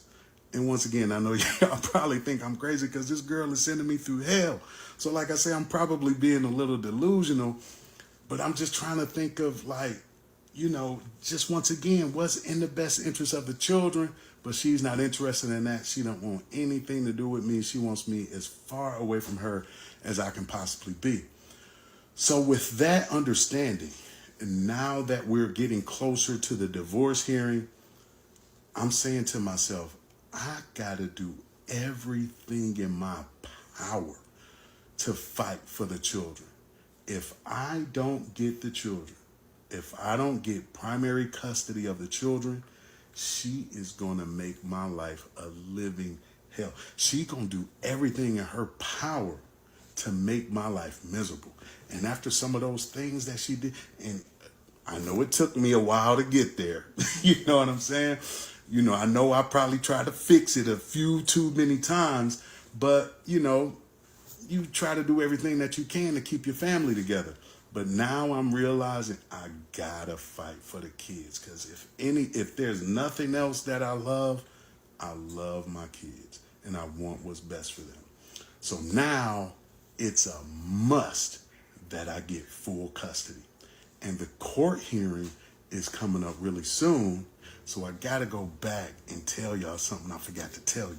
So you remember when I told you I had to pick my kids up because they didn't feel safe from a friend's house and all the drama that went forth with that. So the part that I forgot to tell y'all is that after that event, y'all heard where their mother was supposed to pick them up at 7:30 that night. So let me tell you what happened. So it was kind of a stressful day for the kids. So I was like, you know what? I'm going to take y'all to the park. We're just going to go play, have a good time. So this was like on a Sunday. So I take the kids. We go to the park. We playing. We having a lot of fun. My daughter is on rollerblades and she comes around the corner and she falls really hard and hurts herself. As a matter of fact, she fell so hard I had to take her to the ER. So I text their mother, because at this point we were at least communicating just to exchange the children. So I text their mother and said, look, I got to take our daughter to the ER. She fell. She hurt herself pretty bad. So I take her to the doctor. She has to be on crutches. I never hear back from their mother. So this is Sunday night. I took your daughter to the ER, emergency room. I never hear back from their mother. So that's Sunday night. Monday, I never hear from their mother. Your daughter was in the emergency room. I didn't hear back from her until Tuesday. So on Tuesday, she messages like, oh, what's going on with Grace? Is she okay? And I'm like, yeah, she's fine now. She's on crutches. She fell and hurt herself. Oh, okay, will it be okay if I talk to the children? I'm thinking like, where were you? What was going on? I message that. She never answers. So now she wants to talk to the children, and I'm suspecting some BS. You know what I mean? So I put the phone on speaker.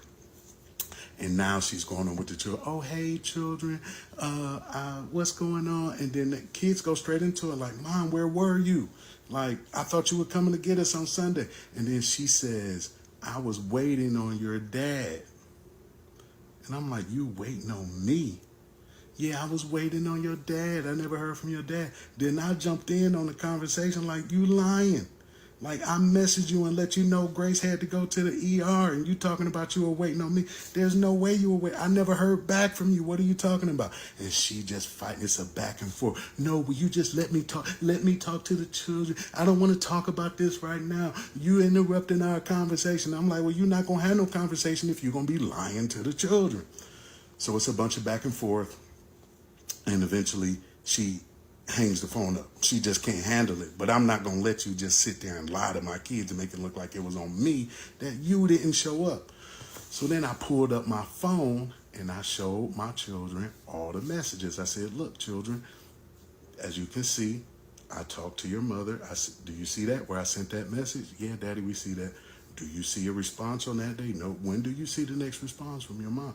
And I went all the way through the messages just to clearly show them that, look, I apologize that conversation got heated, but guess what? I'm not going to sit there and let her lie to you guys and make it look like something that is not. She needs to just admit that she did not show up, which is irresponsible, and not try to take the blame on me. And I got the conversation recorded. So over the years, I've done a lot of research trying to figure out what is wrong with my wife. Like, what are all these different trips to the hospital, these manic episodes? And I spent a lot of time trying to figure out what is going on with her. And I had ran across some information about bipolar, and I thought that maybe it could be that. I had saw borderline personality disorder, and I said, well, maybe that could be it. But then I ran across a word that I hadn't seen before as we're going through this divorce process: narcissist. And I started reading the attributes of what a narcissist is, And it was an exact match to all the things that I had dealt with over the years. And I said, well, maybe this could be it, what I've been dealing with all of these years. Because I remember at one point she had told me, and I asked her a question, and I don't remember how we got into the conversation, but basically she told me everything that was bad that happened in our relationship was my fault. And I was like, so you're saying everything, all the years that we've been together, everything that I've done or everything bad that's happened to our relationship has been my fault? Yes, without a doubt. And she's standing 10 toes down on this statement. But I'm looking at all of these attributes of narcissists and it's really starting to make sense. And over the years, I've always had to walk on eggshells with her, being careful about what I would say to her. And as a matter of fact, I even read a book called Walking on Eggshells just so to learn how to navigate the situation of what I was dealing with. So, even dealing with her cutting off her whole family, not talking to her family. And then I saw this statement about gray rock and going no contact. But then I'm like, how can I gray rock and go no contact when we have children together? This is going to be very difficult to learn how to co-parent, but you're not supposed to communicate with this person. And I'm all about open communication. So I'm learning that this is going to be a very difficult process in order for me to get through. But once again, I also start to do research on preparing for your case, dealing with preparing for your custody battle, if you will, because now I know I got to get custody of the children at this point.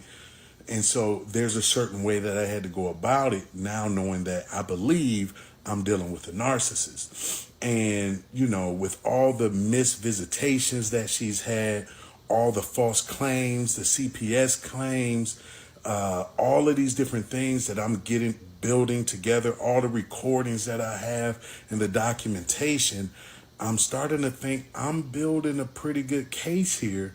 And I think I got a good chance of getting custody of the children. But before we go to mediation, because you remember I told you we had to go to mediation before we went to the final court hearing. Before we go to mediation, I decided to meet with my ex and I said, look, we need to come up with a plan before we go to court.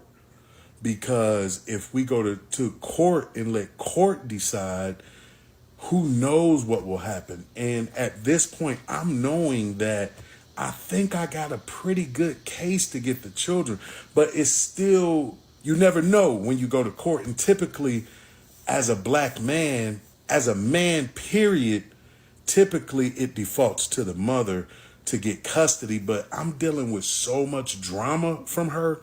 I'm thinking to myself, if she gets custody, she's going to make my life a nightmare.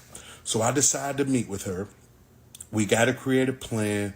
We got to go into mediation and then on to court and letting them know that we're trying to put some kind of agreement together so neither one of us gets screwed. But really, this is me trying to, and maybe this is me being a little cocky, but I thought I had a good chance of getting the kids. So this was me trying to throw her a bone. Like, look, just like the judge said, things don't always go the way you think they're going to go. And so this is me trying to say, hey, look, let's try to create a plan so neither one of us gets screwed in the end. She does not agree. She doesn't want to do it. So then I got to move forward with my plan. So now it comes time for us to go to mediation. When we arrive at mediation, one of the things that the mediator says that is really helpful for me is that you don't have to agree to anything in mediation. And anything that you discuss, if you don't agree here, can't be used in court. Now, I had taken the chance to try to work out some sort of agreement between myself and my ex so that we could present a better situation for both of us. Basically try to do my own mediation. That was failed. We didn't agree to anything. So now that we come to mediation, I know my main focus is getting custody of my children. So as we're going through this mediation process, I'm remembering that the mediator said we don't have to agree to anything, which is exactly what I do.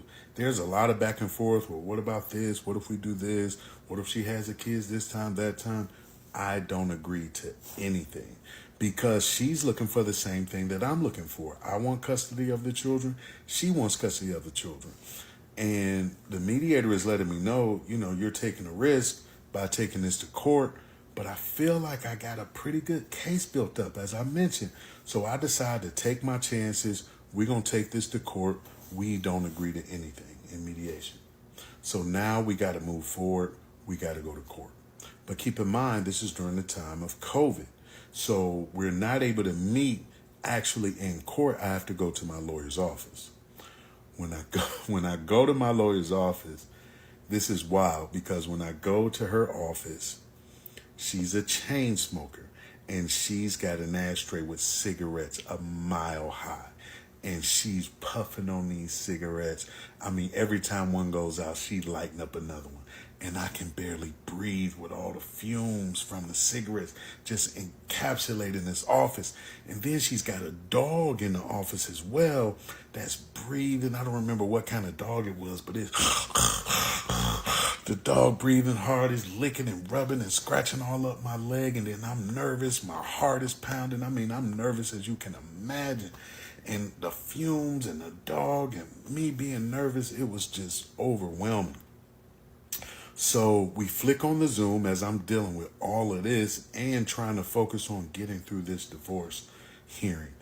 The judge comes on, and then her lawyer pops on, because I was in my lawyer's office, so we're both on the same screen. Her lawyer pops on, he's there, but then she's not there. Then the judge says, "Hey, is your client going to show up? Is she going to be here?" And I'm thinking, man, that'd be interesting if she doesn't show up. So her lawyer makes a phone call, sends a text message, and then after some time, boom, she pops onto the screen. And it was just one of those moments. I'm looking across the screen. I can barely breathe with the fumes and the smoking, and the dog is breathing. And when she pops on the screen, I get even more nervous. Boop, boop, boop, boop, boop, boop, boop, boop, boop. My heart is just beating out of my chest. And I'm looking across at the screen at the woman that I've loved for 20 years, that we spent what I felt was a beautiful life together, aside from all the drama. And, on the outside looking in, for people that know us, we look like the perfect couple. And now we're in a situation where we've come to the end of the road. This is it. It's over. Like, this is the final frontier of everything that we've been through over all these years. And so now the judge comes on, and he says, "Okay, was there any agreement in mediation?" Both of our lawyers let them know there was no agreement in mediation. Okay, great. Hey, y'all still with me, right? Or, I mean, that's why I was going to break it up into two parts. But hopefully he'll go ahead and wrap this thing up shortly. Did you guys want me to keep going or do a part two? Let me know in the chat, but I'm going to keep playing it. Just let me know if y'all want to do a part two or just finish it up. Now we're going to have to hear this case. Because she filed first, she gets to go first. So we're going to hear her case first.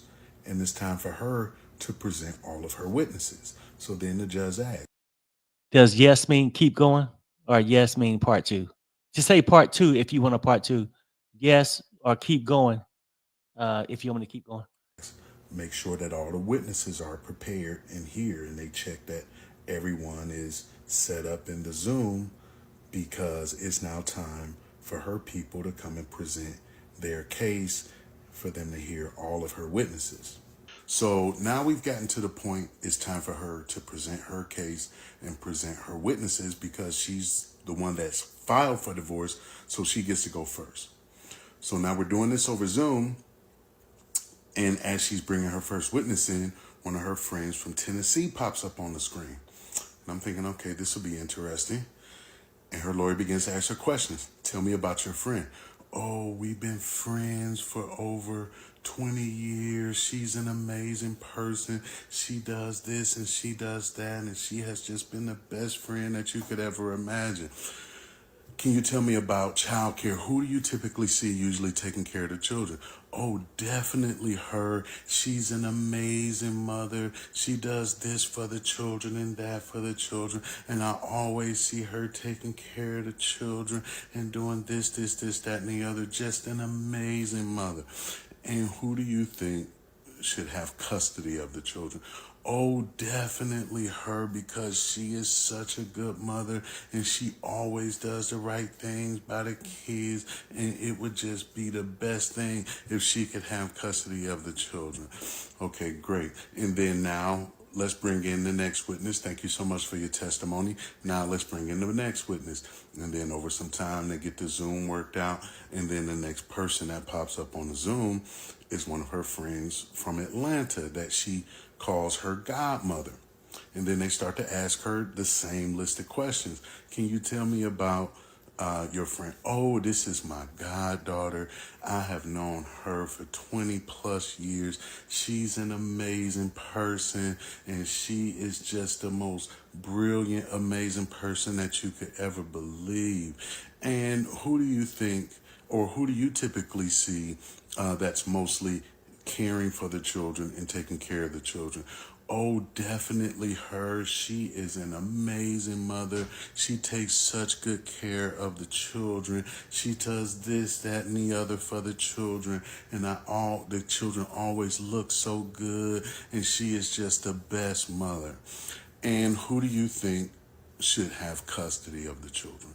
Oh, definitely her, because she is such a good mother. It wouldn't even make sense for the children to be anywhere else but with their mother. Okay, thank you so much for your testimony. And then they bring on, it's the same thing. They bring on another friend from Tennessee. Everyone's out of state that she's bringing on. And it's the same list of questions that they're asking. And then they get to a person pops up on the Zoom that's her friend that's here in Texas, the one that I told you I went and picked my children up from her house because my son didn't feel safe. So I'm thinking this should be interesting. What are they going to say? How are they going to spin this? And I'm getting nervous because that was a heated situation. So how is this going to go? I'm guessing 15 to 20 minutes left. So they start the questioning, same line of questioning. Tell me about your friend. Oh, we've been friends and I grew up with her and she was like an aunt to me and this, that, and the other. And she's just an amazing person. Who do you typically see the children take care of? Same thing. Oh, she is always taking care of the kid. She's definitely the main person, yada, yada, yada. Who should have custody of it? Oh, definitely she should have custody of the children because she is just the best mother. And then they go into our situation. They ask, okay, we understand that there was a situation where Mr. Rockman came and picked up his children and things got a little heated. Can you tell us a little bit about that? And then she goes in, he told us something about his son didn't feel safe at our house. And I told him we treat him like we treat everybody else.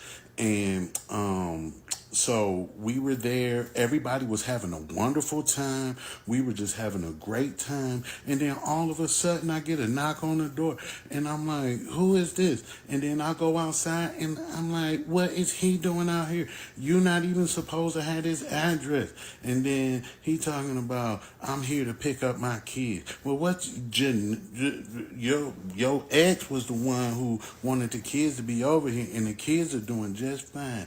And he was talking about his kid didn't feel safe. And so we went on ahead and packed up the kids and sent the kids home. But the police was there and it was dramatic. And I told him, you are not welcome here. You are not supposed to be here. How did you even get my address? And then as she tells her part of the story, my lawyer comes in and asks, well, what was his demeanor while all of this was taking place? Oh, and her response surprised me. She said, oh, he was cool, calm, and collected. He was cool, calm, and collected. And then I'm thinking, thank you. Like, are you testifying for me? Because out of all the drama that she was spilling out and how tense the situation was, her saying cool, calm, and collected, I felt like, okay, Maybe that helps me in this situation.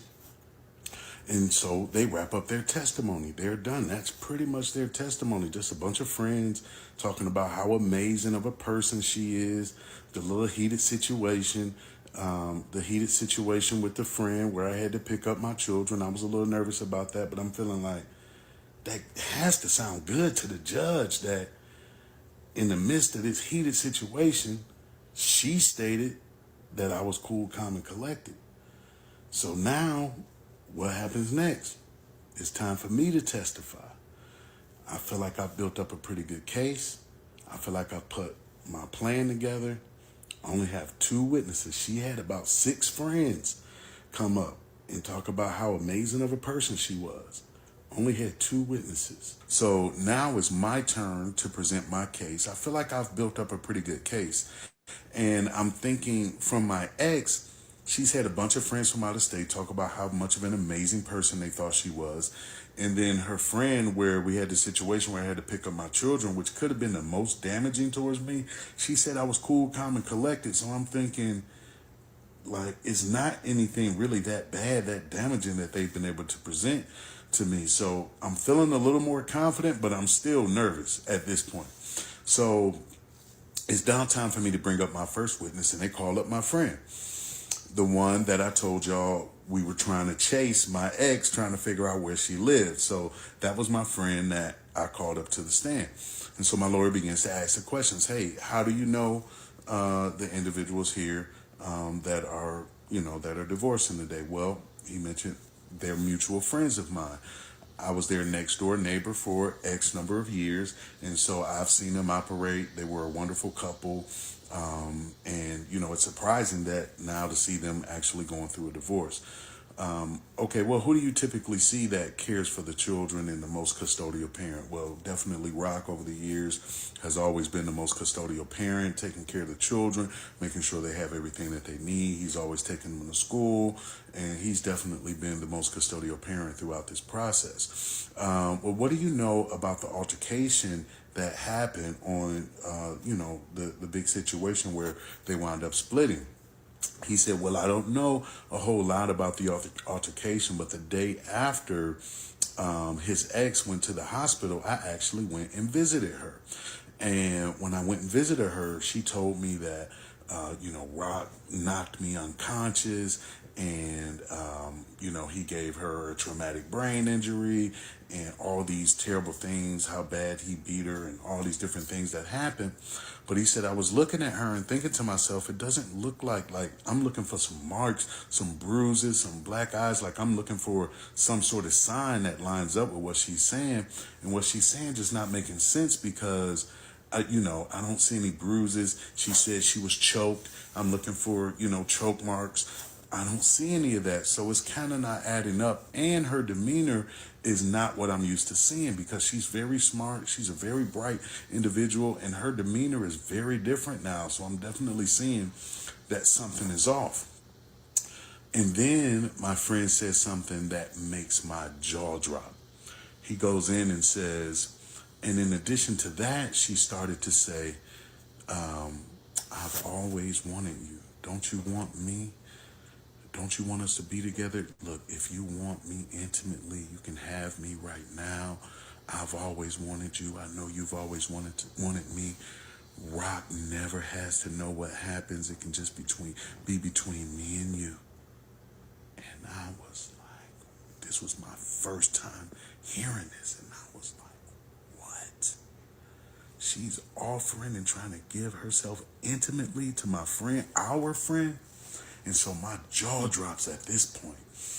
And he then goes on and continues to say that, Rock never has to know, and we got to get him. He's coming after me. He's trying to do this, that, and the other, and we got to get him, and just on and on and on and on and on. And my jaws drop. I'm trying to keep my composure because you got to keep your composure while you're on these Zoom hearings. But man, I am like, my mind is spinning at this point. Like, what did I just hear? So next, after my friend's testimony, they bring my lawyer calls my ex to the stand. And as I told you all, I had gathered a great amount of intel in terms of like where she lived and some other things that I had gathered to really help build my case. And so my lawyer begins to ask her questions. Don't you live at such and such shelter? And then you could see her eyes get wide because she wasn't aware up to this point that I knew where she lived. And so her eyes get real big, and you could tell even her lawyer had a kind of a surprised look on his face. And then she was like looking around like, do I even have to answer this question? Because this is the place that's supposed to be keeping me safe from him. But the judge is like, yeah, please answer the question, ma'am. Yes, I do live at such and such shelter. Okay, yes, ma'am. And then after the event on 12920, when you left the home, on the next day on 1:30, didn't you have an altercation with the police where they had to put a bag over your head and restrain you and admit you to the mental health facility? And then you could see her lawyer was like, what? Like almost like as if he didn't even know about that. And then you could tell she was shocked as well. And then she's like, yes, that is true. That did happen. But, you know, I'm suing the police. They treat black people differently. And this, that, and the other. And you could tell she's just totally stunned.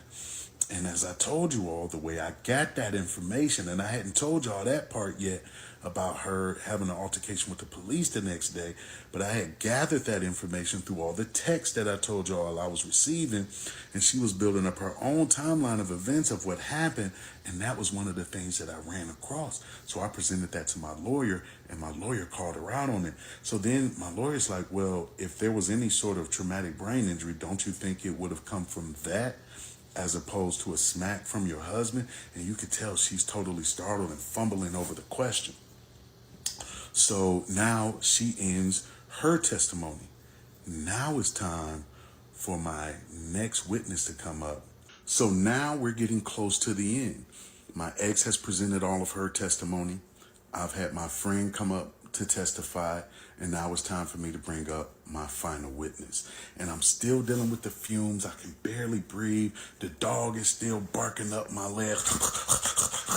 And I'm just, every time my lawyer's not looking, I'm kicking the dog out of the way. Get out of here. I'm trying to get through this situation. And I'm also thinking that maybe I should have brought more witnesses. I mean, as I mentioned, my ex had 6 or 7 witnesses talking about how much of an amazing person she was. And I'm thinking maybe I should have done more. Maybe I made a mistake. Maybe I'm still not 100% sure if things are going to go in my favor. You never know in family court how things are going to go. And throughout my preparation, obviously, I talked to my friend, the one that helped me, chase her down when we were trying to figure out where she lived and we lost her. He was on board 100%. There were some other people that I had spoken with, but they signed off. They didn't want to do it. But in addition to my friend, I had the support of her family as well. And throughout the course of leading up to getting ready to go through the divorce, I had been speaking with her parents, and I also had been speaking with her sisters. And they were, as well as myself, were concerned about her having primary custody of the children because she had cut her parents off. She had cut her sisters off. They weren't speaking at all. And so we wanted to make sure that the children would have a great relationship with their grandparents and their aunties. In addition to that, we all understood the history of mental health issues, all the drama that we had been through. So there was also concern about my ex having primary custody as well, aside from her probably trying to make my life a living hell if she had primary custody of the children. So now the judge is calling up my last witness. And when my lawyer's preparing for the Zoom, okay, go ahead and bring up your final witness. Let's go ahead and get the Zoom set up. Let's get let's get this person brought in. And so we're getting it set up. Boom. Then pops up on the screen her sister from Baltimore. And the judge says, who is this that we're bringing on? And my lawyer says, oh, it's her sister, Your Honor, because they look like twins. And throughout the process of leading up to the divorce, we had agreed that her sister would testify on my behalf. And so now we got her sister staring on the screen, looking at my ex, And the judge is like, I don't think I want this testimony. I think I'm ready to make a decision. But my lawyer's kind of not paying attention. She's going through her notes looking for what questions she wants to answer. And then the judge says again, like, I think I'm ready. I don't think we're not gonna do this. I think I'm ready to make my decision. But then my lawyer fires off a question. Yes, ma'am. Has your sister had a history of mental health issues? And then her sister responds, yes, she's had a history of mental health issues. And then the judge says, stop. That's it. We're not going to do it.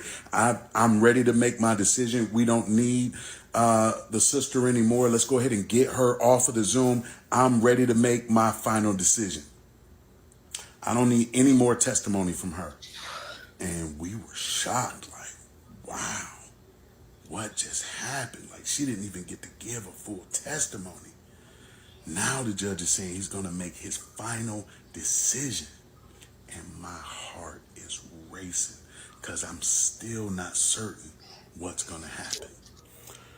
So here we are. The woman that I've loved for 20 plus years, that I had so many wonderful memories with, it all comes down to this. One decision and it's over. This is the end. And I'm thinking to myself, did I do the right things? Did I make the right moves? I know I made some mistakes along the way, but I'm thinking to myself, I'm really hoping that things go in my favor, because I had always said that if I get the children, it's going to be better for both of us, because I'm going to make it as easy as possible for her as far as co-parenting is concerned, while I felt that she would make it as difficult as possible for me. So I'm definitely hoping that things go in my favor, but you never know at this point. But I'm just hoping that I put myself in the best position and that I've presented the best case that I possibly can. And the judge is now, he stopped all testimony abruptly, and he's ready to make his final decision. And I'm thinking, is it going to be me? Is it going to be her? At this point, I'm still not confident that I've done everything in my power for things to go in my direction. So I'm still nervous at this point. And the judge is ready to speak. And before he speaks, he reminds us, and he says something to remind us of what he said at our first hearing, is that things don't always go the way you think they're going to go. And then this is what I think I'm hearing as he starts to speak. He says, child support to the mother, expanded SPO. And then he said some other things that kind of went over my head, because at this point I'm focused and I'm looking at the screen, but I'm stunned. It's like, I don't know exactly what's happening. And when he said child support to the mother, or at least that's what I thought I heard, I'm thinking, does that mean I have to pay child support and she gets the children? What does that mean?